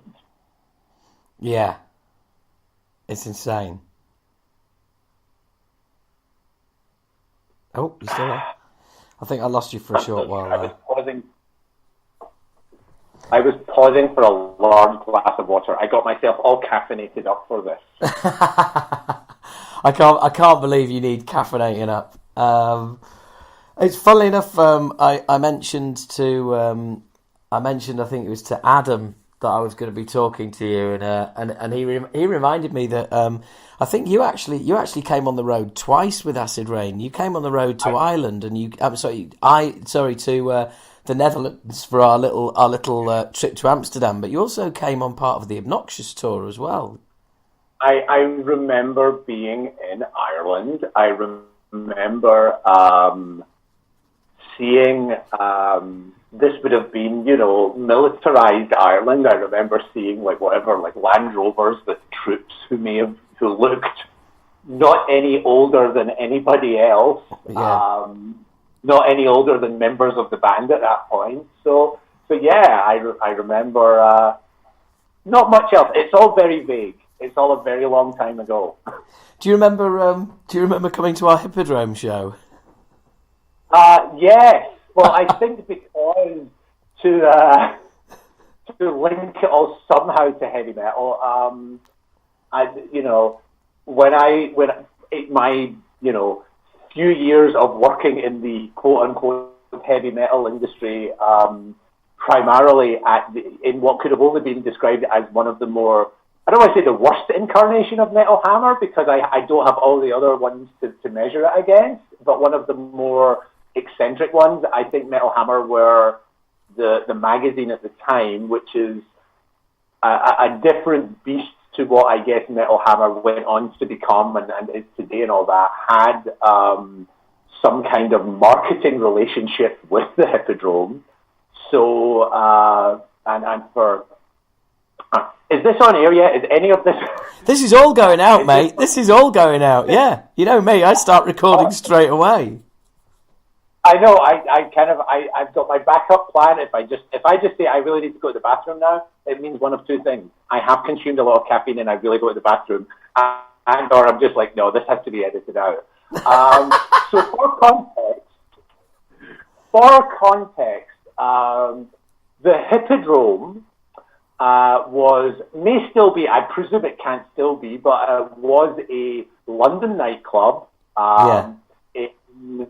I don't know if it was literally in Leicester Square in London, but it was certainly in. No, it is. It's right next to Leicester Square tube station, and is now a casino. Right. And it would have been, a proper getting dressed up, going out, nightclub type thing. And for a while, there was a rock club there on, I think it was a Wednesday night. Something like that. Something like that. And, there would have been a series of bands playing there, a lot of which would have been, I think, the UK's best attempts at emulating the US hair metal scene of the time. I'm not naming names because that would be rude, but, a lot of kind of like, Axl Rose bandanas and that kind of stuff. And Acid Rain. Yeah, for some reason. Isn't there I'm sure I've seen a video of that somewhere. Yeah, the whole show is on YouTube, broken into two parts. Excellent. Well, you'd be better off watching that than having me describe it, because I remember very little. Other than, I guess the Hippodrome was kind of it had a balcony and it was quite tall, so I can remember more about the physical space of the place than I can remember whether it was a storming concert or not. I'm sure it was storming. Right. I was trying to allude to your. I was trying to allude to. Do you remember what happened after the show in our dressing room? Am I going to need to take a bathroom break right now? Okay. Well, I won't go into that story then. Yeah, best not to. Remember, I have to drive a carpool full of kids to gymnastics later this afternoon, so we'll draw a discreet curtain past any rock and roll behaviour of the past. Yeah, I might. I'll let you get away with that, seeing as how you have responsibilities now. I love it.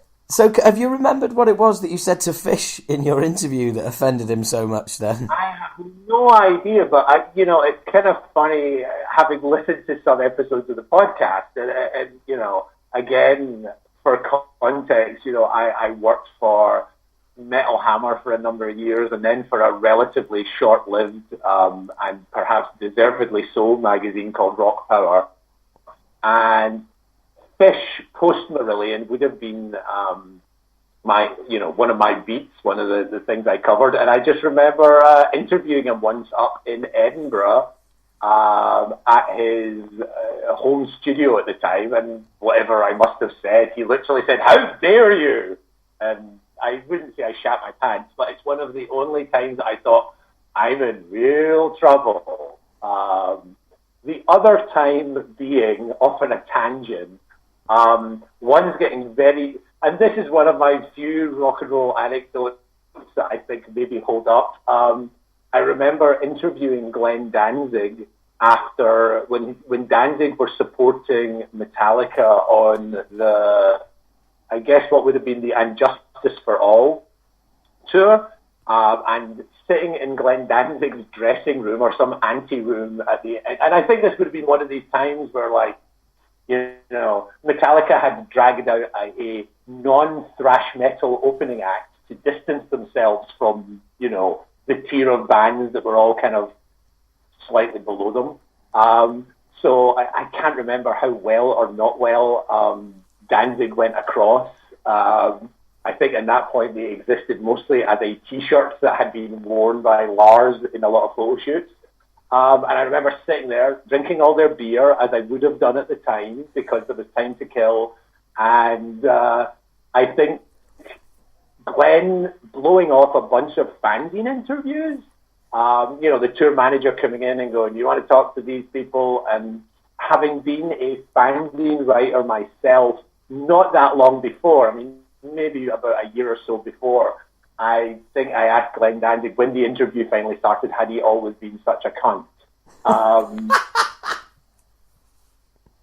And then having to do a lot of backtracking where I think you can get away with being Scottish and going, I'm from Scotland, cunt's kind of an affectionate sort of, he's a bit of a cunt, that kind of thing, Yeah. But, one of those moments where you just kind of get a little peek behind the curtain and you could, that was one of the other times I could think of that I was kind of in the presence of somebody who was not particularly happy with me. But I think, got away with it. Do you remember, speaking of getting away with it, do you remember when we played with that band Endor in Rotterdam, and their lead guitarist and singer was a black dude, and he was it was sort of like, I don't know, kind of like almost Mexican looking, and on the back of his hand he had a swastika tattoo. To be honest, no. I've got pictorial evidence. You were definitely there. Right. I do have clear memories of the Acid Rain showing up to the Milky Way, whatever club in Amsterdam. Yeah. Having to go on after the band Loop. Yes. They were a sort of churning, shoegazing, psychedelic indie rock band. So all of the typical tourist attractions of Amsterdam kind of getting missed out on because of a very late start date. And then the next day consuming way too many space cookies or whatever and spending whatever the date after Amsterdam would have been pretty much comatose in the tour van. And the next thing I knew, we had been through Belgium and we're back on a ferry going back to the UK. Yes. That's a principal memory, but I mean, that's one of the things I remember. But I was going to say, just to connect all the dots of middle age to my metal past, I was, I live in the East Bay. I live in the giant air quotes Bay Area of where thrash metal comes from. Yeah. And I was most of my consumption of music these days basically just comes through things that YouTube thinks I might be interested in.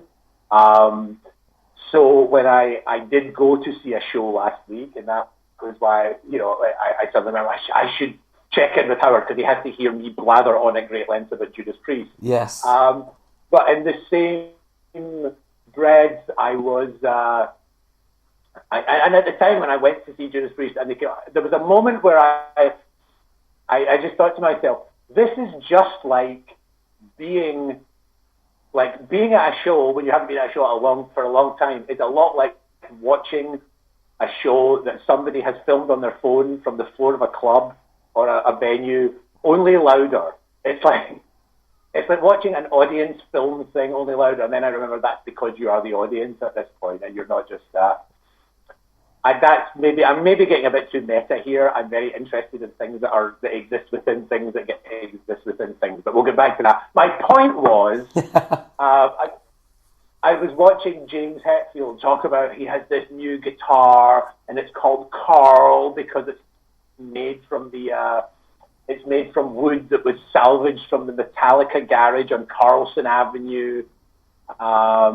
And, I guess they're talking a lot about their, back in the day in some of these interviews. And I'm like, oh, right, Carlson Avenue. I drive up and down there all the time. I drive past the Metallica, the house where the Metallica garage was all the time. Usually I'm driving up and down there with a minivan full of kids going somewhere.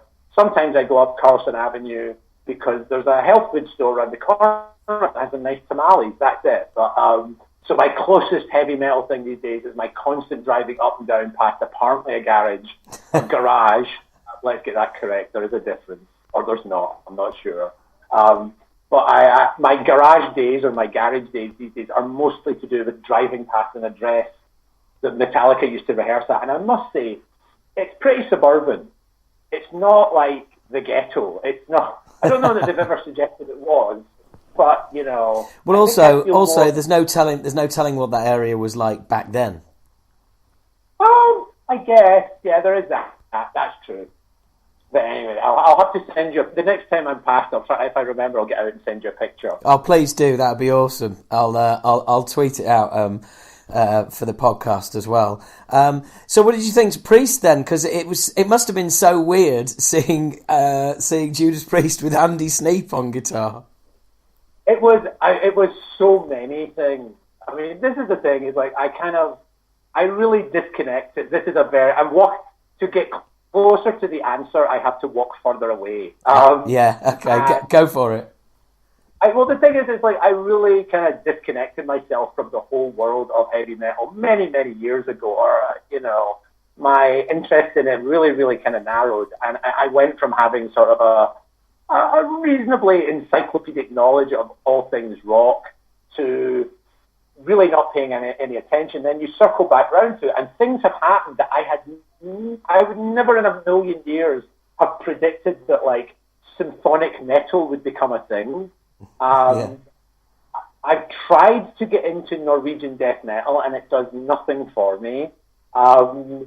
As somebody who used to write about bands, I can get quite interested in things on a kind of like an intellectual level, and sometimes it's easier to think about them than it is to listen to it. And Norwegian death metal seems interesting to read about, but when you actually listen to it, it's just pants.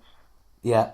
And I tend to say to people, I've kind of boiled it down to, if you only have time to see one heavy metal band a year, you should make it Judas Priest. Right. That's it. They are, as far as I'm concerned, the definitive expression of all things heavy metal. I was talking to somebody about this the other day, and they were like, what about Iron Maiden? And I was like, no, I would take Priest over Maiden. With Maiden, there is always the possibility that this might be one of their tours where they're insisting on playing most or all of their new album. That's not why I'm there. I'm there for straight up nostalgia. I want things to be as I remember them.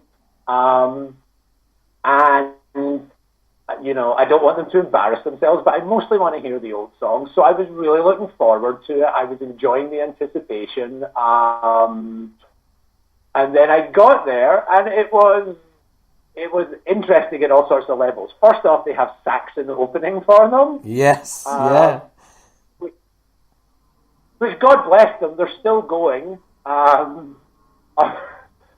They seem to have kind of like survived the era when I think the British metal press was a little obsessed with being kind of trendy, and Saxon were never trendy, but they clearly survived all of that.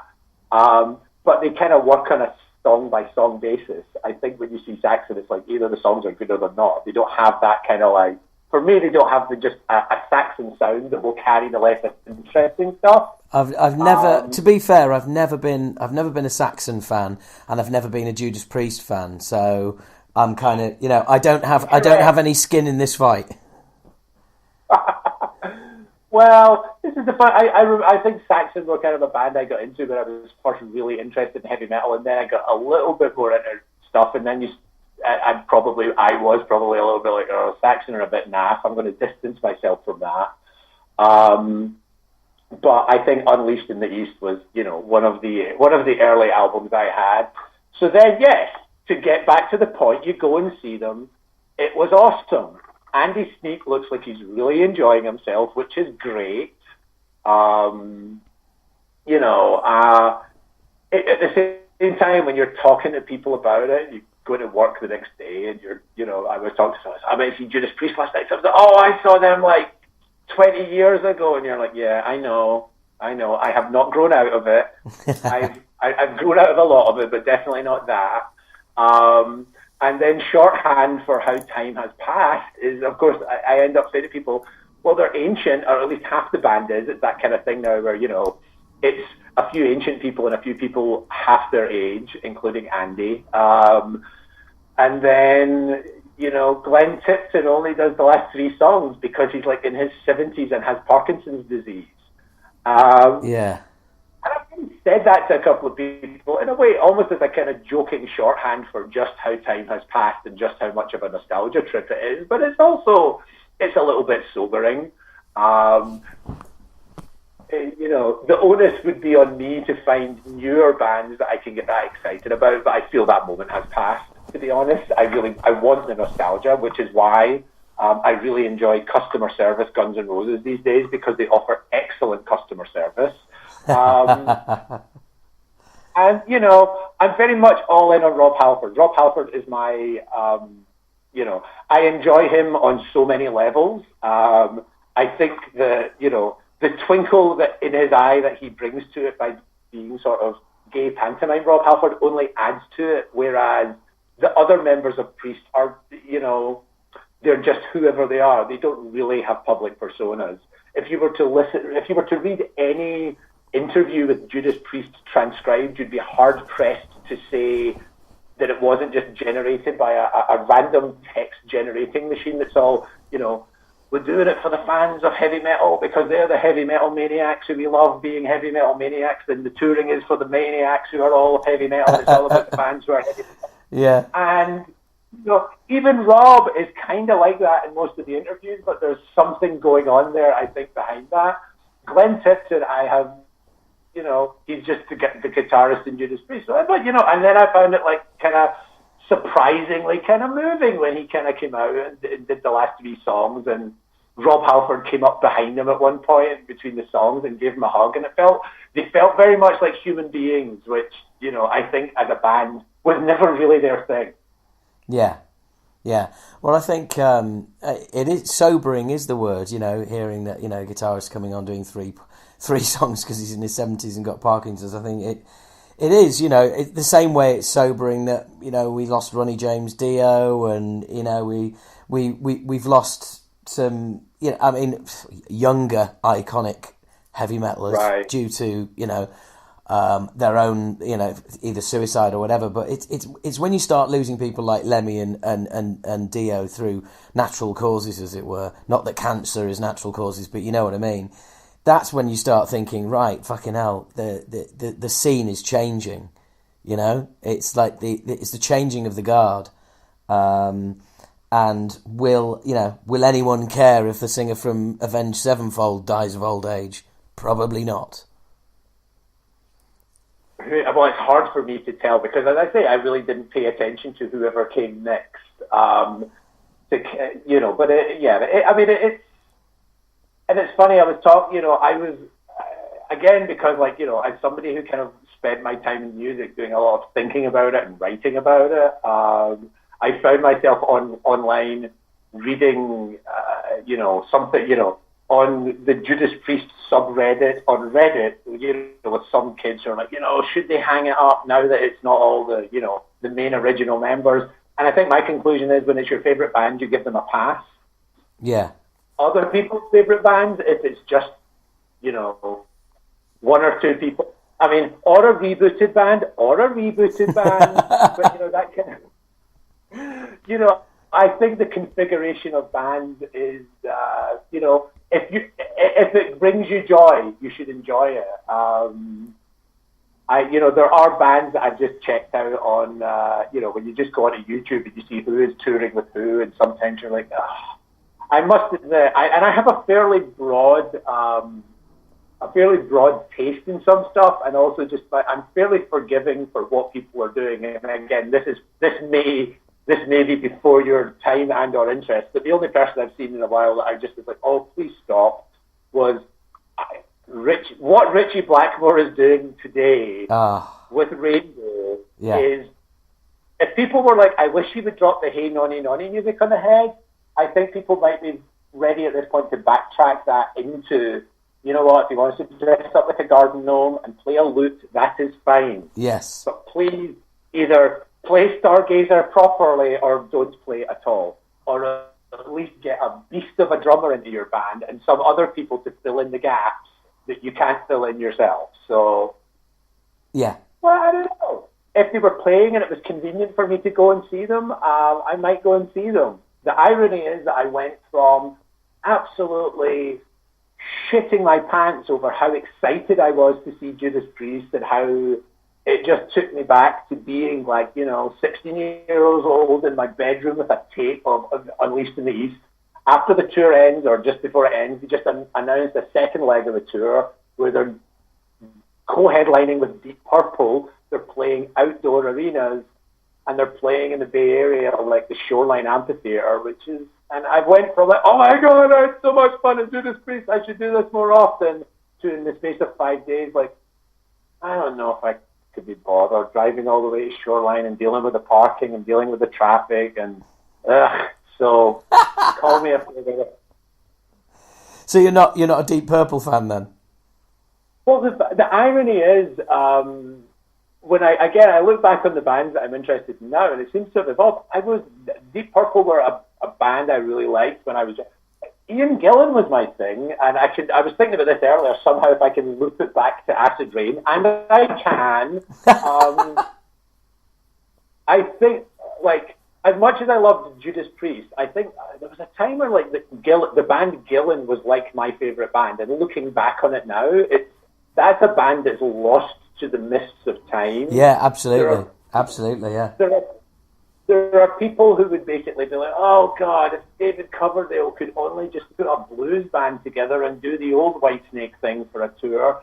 I don't think anybody even remembers that the Gillan band was a thing, but I think one of the things what I remember as a kid seeing them on Top of the Pops, when you would get the occasional rock band on Top of the Pops, and they had this kind of weird, they had a weird look to them. Judas Priest were the head to toe heavy metal.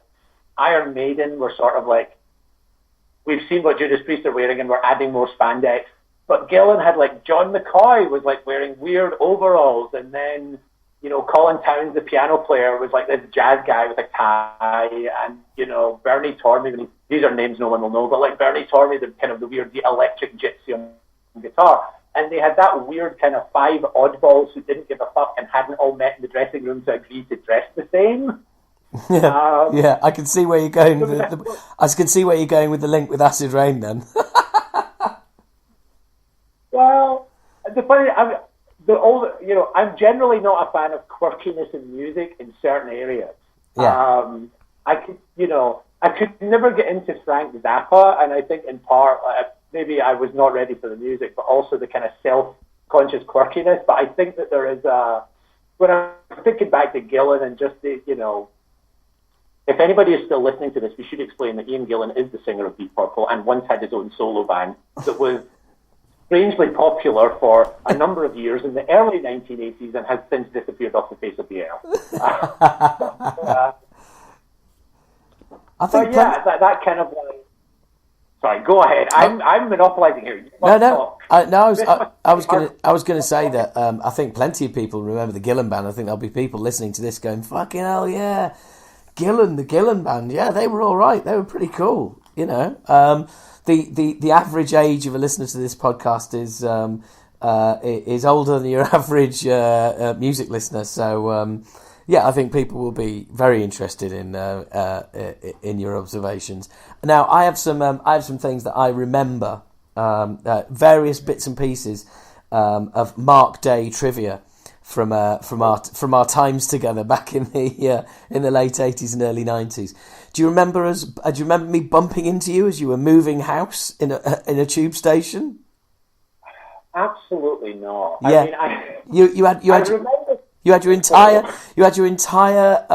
life in a bag, and you were, and I was like, "Oh, all right, Mark." And you're like, "All right," and you were moving flats.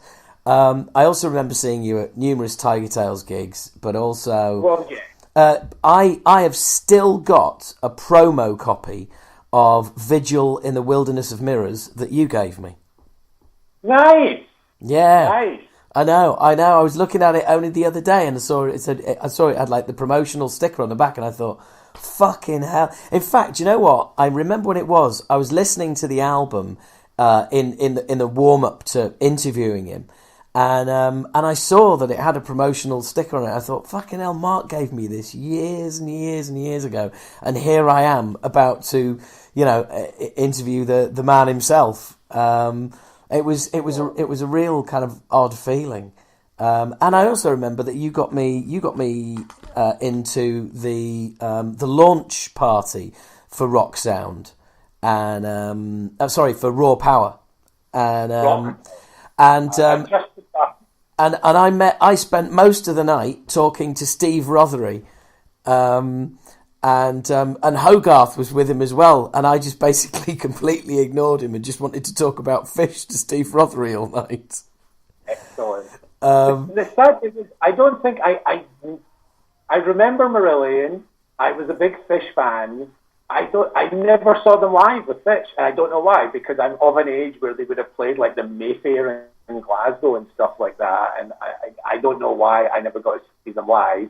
I saw him tour his solo band a lot, like when he was signed to Polydor, and I think I said, it was like when I went back to Scotland, I literally had a little bit of time with myself a couple of months ago, and was like, okay, I've got one afternoon, I'm going to go to Edinburgh. If I go to Edinburgh, what do I want to listen to? How can I download Misplaced Childhood onto my phone? So that's my jam.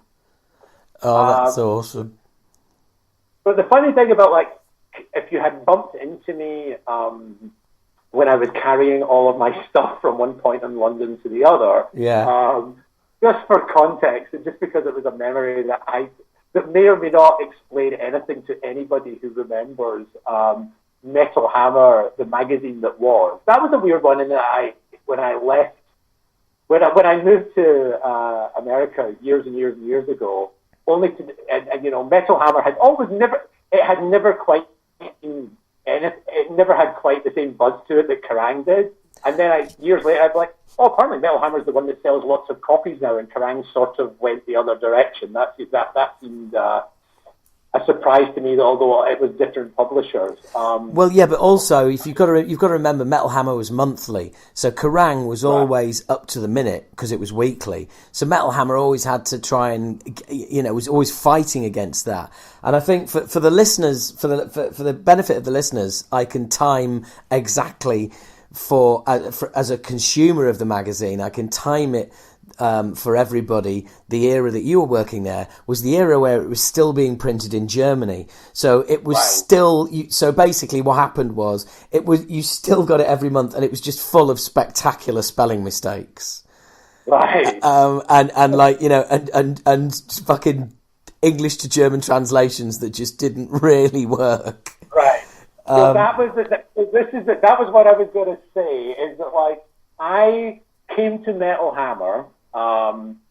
When I was at college, I had access to a photocopier in the student union because I was involved. I was the entertainment officer at our student union. Never booked any metal bands, but I booked the Proclaimers once. Before they were... How far did they have to come? They were in Edinburgh. They lived in Edinburgh. I went to college in Edinburgh. Oh, right, they didn't have to come 10,000 miles then. Sorry, now it's sorry. It was that's terrible. It's a classic. They are. That is a song. Well, particularly, it's kind of like I have too many tangents. We can't go on tangents. I know. We can't go back to being head of entertainment student union. So I had always kind of been interested in, like, having a fanzine or something. And I started one because I could photocopy it for free when there was no one else around. And it was like a really weird mishmash of stuff, because in part it was just like writing about whatever you could get free records about. So it was a lot easier to get, like, Music for Nations to send you some, like, an album by, like, Holy Terror or some, a bunch of kind of like third-tier Bay Area thrash bands than it was to get, CBS to send you a bunch of, like, Aerosmith records. Yeah. So I think some of the stuff I was writing about, and my knowledge of it wasn't that deep, but I was just interested in writing about stuff and making stuff. And my fanzine at the time, and I just remember this earlier, it was called Slumber Party Massacre. Why, I don't know. That was a song by a band, The Stupids. Yeah. Who I remember trying. I don't know if I was into them or I was trying to convince myself I was into them. Well, they've always got a felt mention on the podcast a few times recently, the Stupids, and they're a very cool punk band. Yeah, but I think also I was. There's another tangent I could explain why, but I think in retrospect, I realised I was always a little bit influenced by aesthetics, and the Stupids certainly had an aesthetic to them. You know, they had that kind of like, you know, we're an American hardcore punk band, but from Bristol and quirky with bright colours and funny hats and stuff. At least that's how I remember them. So I had this fanzine, and I'd sent it off to try and, you know, see if I could get big magazines to let me write record reviews. And I ended up doing some just live reviews for Metal Hammer.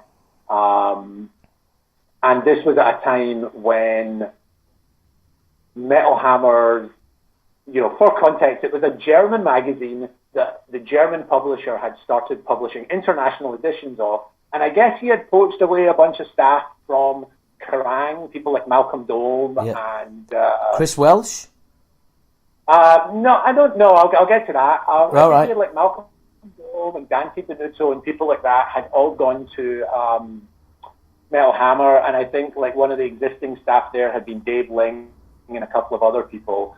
And I think all the people from Kerrang who had presumably been told that whether they had been told they would get paid more money or they had just been told they would be able to create the editorial freedom to create this American magazine, this great magazine. Clearly it didn't happen, and they all kind of left en masse.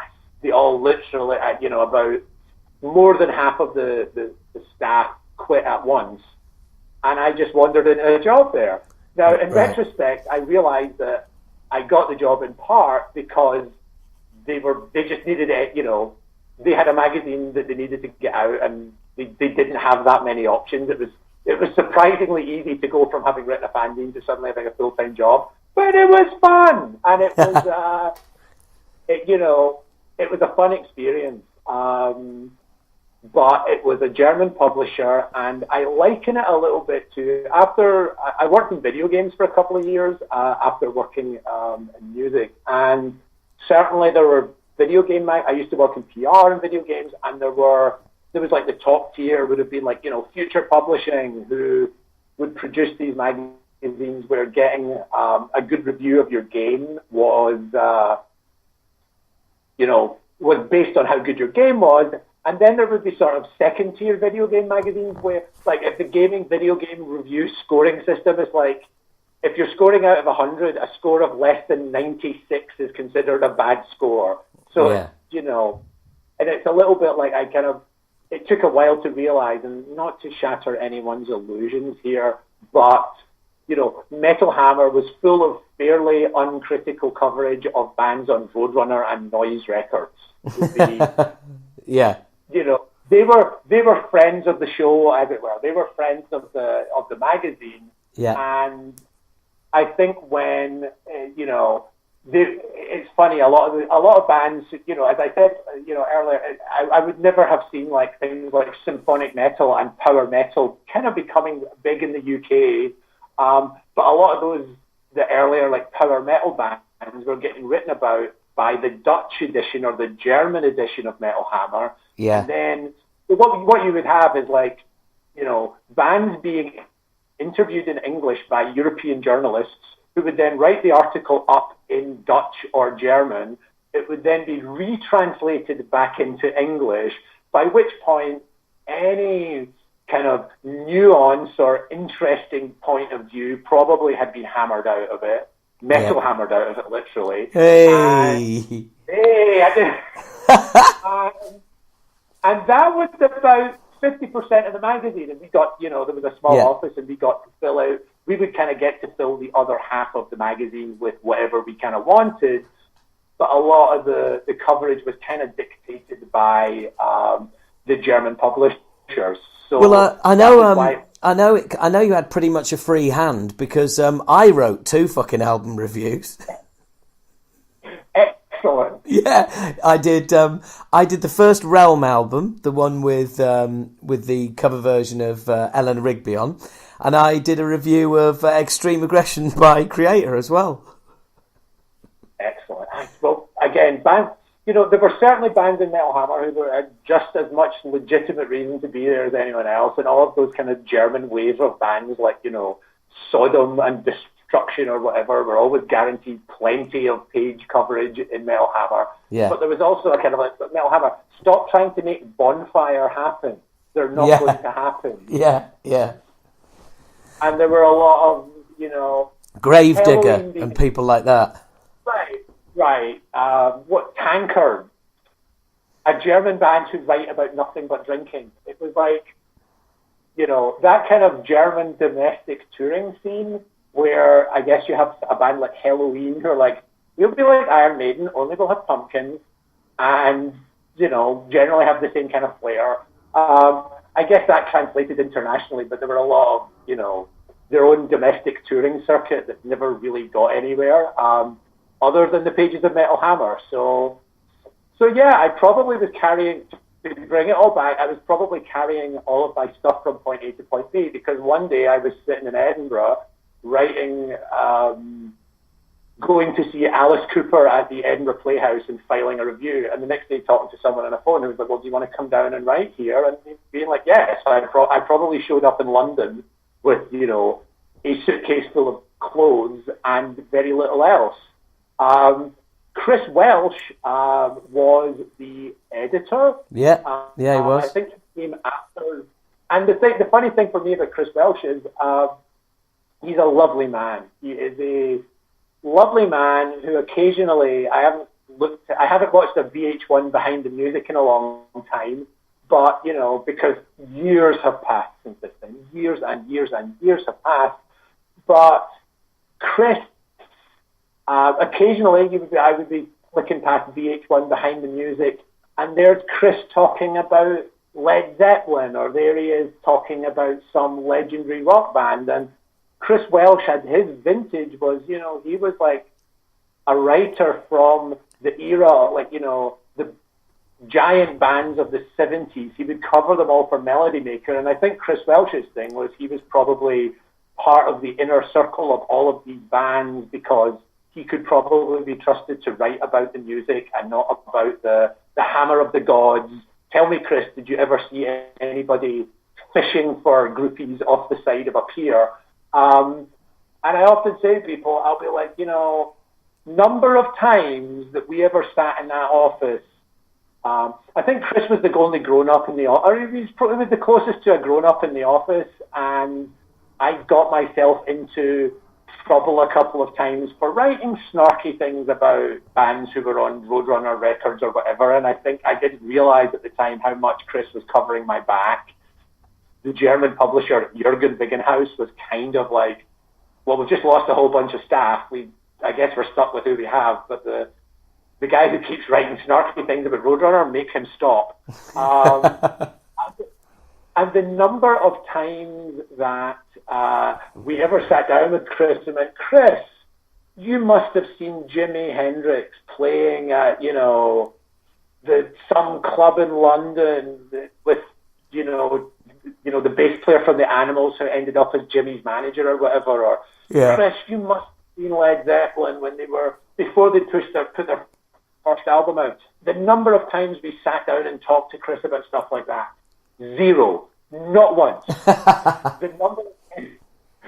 I in retrospect, had no idea, really. Had no appreciation. I was a daft, just a college kid whose head was full of writing about, hair metal bands and stuff like that. The number of times it was just like, Chris, I want to write about Guns N' Roses, or like, squabbling about who got to review or interview the latest, Striper album is a bad example, but that was the level of discourse. That was the level of the discourse. I worked with Chris Welsh for a number of years. I'm sure he has incredible. You should get him on the podcast. He has incredible stories about all of the real legends. Not the 80s hair metal legends that for the most part don't hold up, other than Guns N' Roses, despite what you think. I just, had no appreciation of it. I had very little appreciation at the time. But there you go. Sometimes you don't know what you've got until it's gone. Well, as somebody famously once said, exactly that. Yeah. Is that that a Poison song? But I tell you what, you did us. Well, me personally, a few favours. Like I said with the reviews and stuff, but you did us as a band, quite a few favours. Hence, like Metal Hammer features on you coming to Holland with us, which was awesome. That was never going to happen in Kerrang. And I also remember you did some nice reviews for us as well. Although I think even at that point. Towards the end of our career, you weren't doing as much because everybody at the magazine knew that we were mates. But I also remember when we were announced as third on the bill to Celtic Frost and Destruction on the Cold Lake tour, and it was all set to go and it was all announced, and Tom Warrior had us booted off the bill before the tour had even started. And we were all fucking gutted. And you had a chance to interview him, and you asked the question, you on our behalf, which I always thought was really fucking cool. And that was the only way that I ever found out why we weren't on the tour, was because you asked him the question in the interview. Oh wow! And why were you kicked off the tour? Yeah, you can't remember. You did the interview, right? Brilliant. Yeah. What happened was, he basically said, "Well, look, we're trying to do something different with Cold Lake. Yes, i.e., shit." And he said, "Look, we're trying to change the perception. We've already got one thrash band on, Destruction. We didn't want another thrash band on as well because of the change in music style. But it came back to bite him in the arse, because when they went off stage at Liverpool Royal Court, as they were stood side stage waiting for the crowd to cheer for an encore, apparently the crowd started chanting Acid Rain." Nice. Yeah. It's funny. He'll hopefully never hear this, so I think I can tell this story. But I was in Scotland. One of the things I had to do earlier this year was kind of head over to my dad's house and maybe try and address some of his hoarding issues. Ah, right. I think having talked to people about this a little bit, you discover when you talk to people, you might not be the only person who has an older parent who has a house full of stuff. Yes. That they clearly are unwilling to part with. Yeah. And I went over, and because I was only there for a couple of days, I really couldn't make much of a dent in it. But in an attempt to kind of get the point across that, you could get rid of some of this stuff, I was in my dad's garage and I opened the cupboard, and it was full of old heavy metal magazines that I had written stuff in, and I found stuff like, signed Saxon concert programs and Gillan concert programs, all that kind of stuff. The concert program in itself, what a weird piece of merch that was, looking back on it. But, it's come back full circle. You can get programs quite a lot now.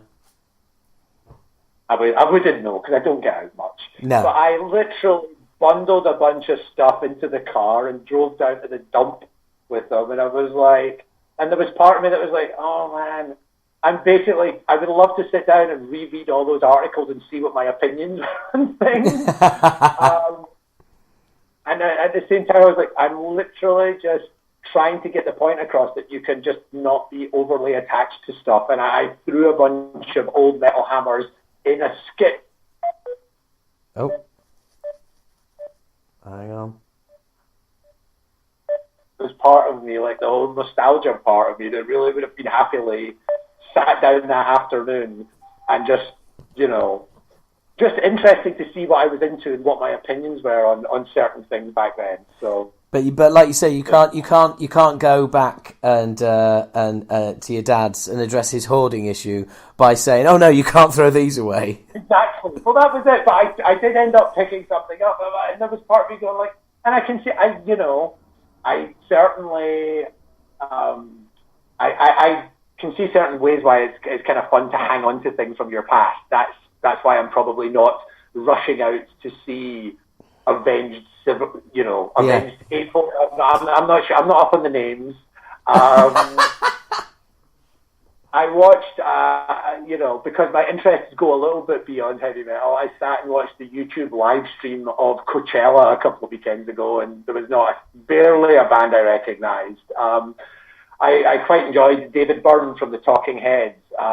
Stop Making Sense was a big college album when I was at college, and I saw his set, and I saw Beyonce, which was incredible. She did an incredible show. She had a Dave Lee Roth level of presentation. But most of the time, I'm sitting there going, why do I think I should know the names of all these bands? I'm way past that point, but there's this tiny part of you that likes to believe that you're still up with what the kids like. Yes. And then you realise that you have to stop. As I started by saying, there's no point saying Wolfmother's your favourite new band when they came out 12 years ago. Yeah. That's not going to work.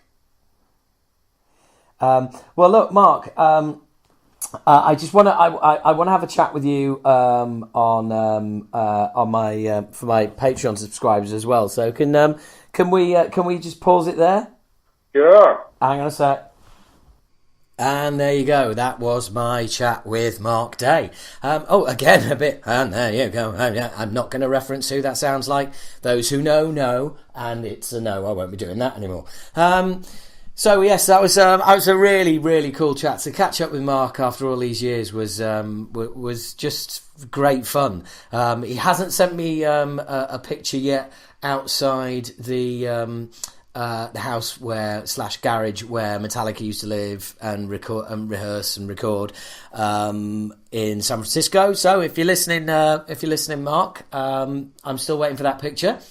And I will post links. He sent me some links and stuff to everything that he's involved with, which is mainly on YouTube, and the Burning Man stuff, which is just an absolute head trip. I really do suggest you check it out. There's some just fucking crazy shit, and there's something quite just beautifully American about Burning Man as well. About building all of these things and these intricate things, and then just fucking torching them in the middle of the desert. I just think that is really cool. Whereas Brits, what do? Chase cheese down a hill. Yep, that's a thing. Look it up. So yeah, anyway, it was really good to catch up with him, and I hope you all enjoyed listening to that as well. And now I am coming to an end. This is coming to an end bit, rolling down now, just kind of taking you slowly and gently out of the podcast. I mean, I'll probably mention the Patreon stuff again. Patreon.com/Howard H. Smith, £3.80 a month. Come on, $5. And you get to ask questions of all your favourite people who come on the podcast. I have got a very cool, very big interview planned for. It's actually taking place. If it takes place, it will be taking place tomorrow. I'm very excited about it. It would be the biggest interview I've done so far. I'm not going to say any more on that because I'm like, I don't want to jinx it, and things do not happen. Yeah, they do actually fall apart. But also coming up in August, you are going to get a two-parter, which is the Slayer retirement special, which is coming up. That is with Joel McIver, Slayer biographer, DX Ferris, Slayer biographer, Andrew O'Neill, heavy metal comedian and a huge authority on Slayer, and also writer of the Heavy Metal History book, which is great, get a copy. Also with Malcolm Dome, the man who invented the term thrash metal, and Xavier Russell, the man who was first on the scene when Slayer came around back in the day. That's going to be coming up as a two-parter. So listen out for that. If you're a Patreon subscriber, you'll be getting it way before everybody else. If you're a Patreon subscriber, you'll be getting this podcast today, nearly a week before everybody else, which is cool, I guess. I hope you like that. So there's also loads of great free content and sorry, not free, you pay for it, but exclusive content on Patreon. I'm sorry I've gone on about it enough. But this is the point where I like to remind you that I really do enjoy being in your ears. Wherever you are, whatever you're doing, I want you to know that I really appreciate you. If you're a Patreon subscriber, I appreciate you even more. But wherever you are, I hope you are okay. I hope you didn't mind all that Trump stuff. Sorry about that. I didn't know where that came from. It's just, I just think it's way beyond politics with that guy. But anyway, enough is enough. But, it's not something that's ever happened before. And sometimes I just get on it. Look, I'll be honest with you, okay? Sometimes I just get on it. And I've done all sorts whilst this podcast's on, I've thrown shoes at pigeons on my balcony. There's been all sorts of odd stuff go on, and it's just in the moment. And that is exactly what happened. And that's kind of what you get with me. I'm just being real, folks. I'm just being there with you, honest. It's just a free flow kind of thing.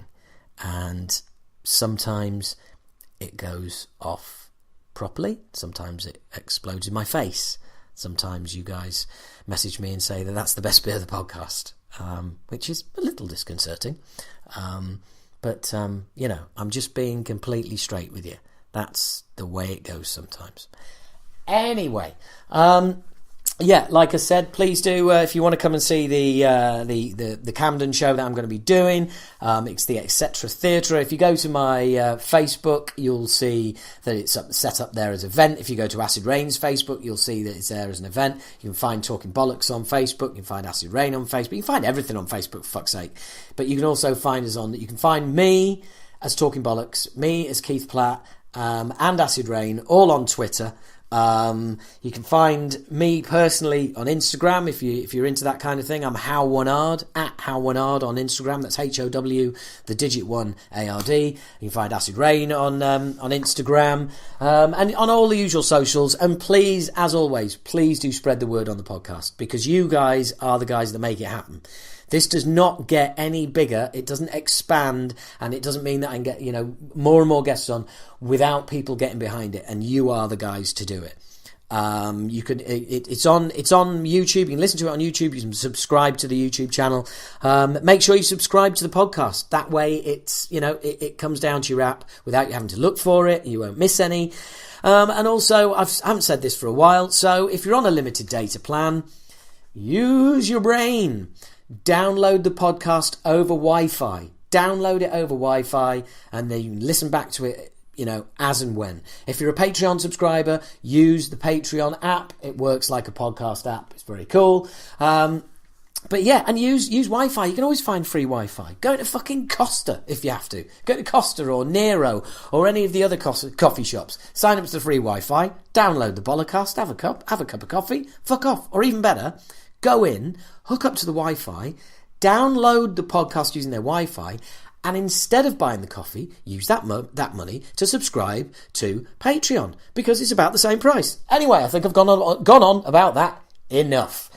So, looking forward to seeing Mammal. That's going to be cool. At the end of this week, I'm playing a gig with Acid Rain in Bridgend, and then the following day we go into the studio to start recording the next Acid Rain album. Fucking hell, I cannot wait.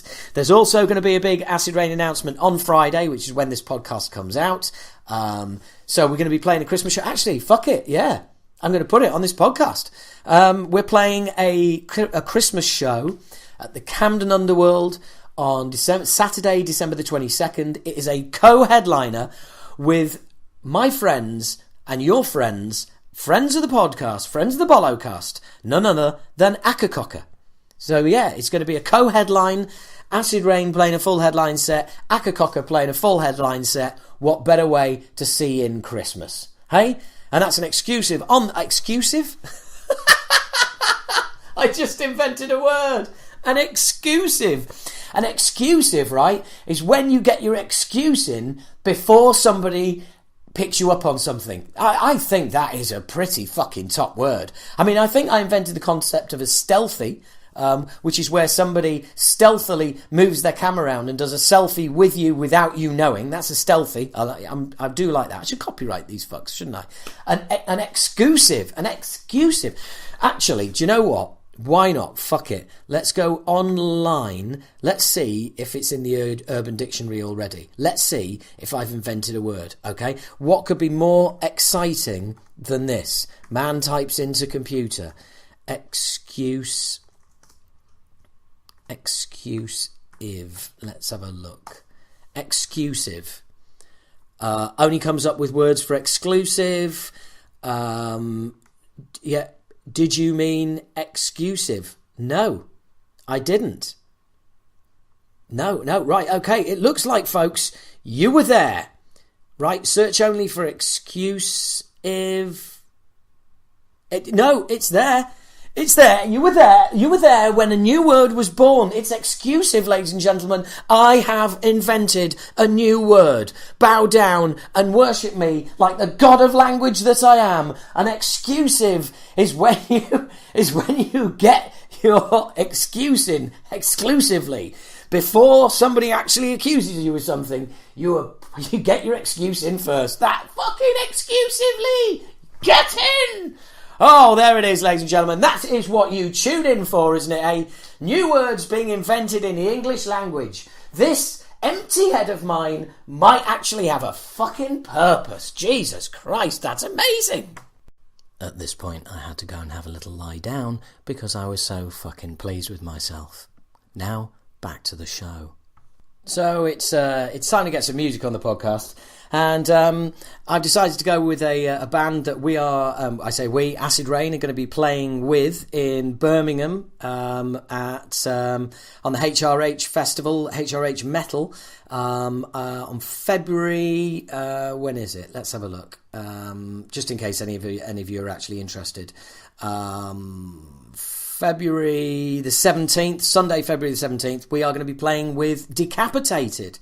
Yes, mentioned on this podcast a number of times. And I really like the album Anti-Cult. Yeah, that's the cool thing about doing this podcast.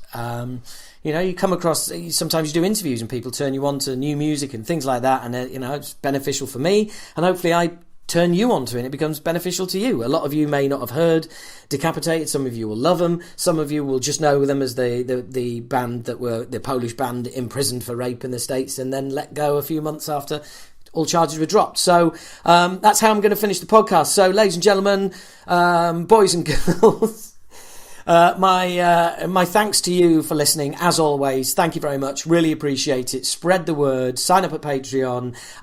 Join us on social media. Subscribe to the podcasts. Do everything that you want to do, but what I want you to do mainly is just look after yourselves.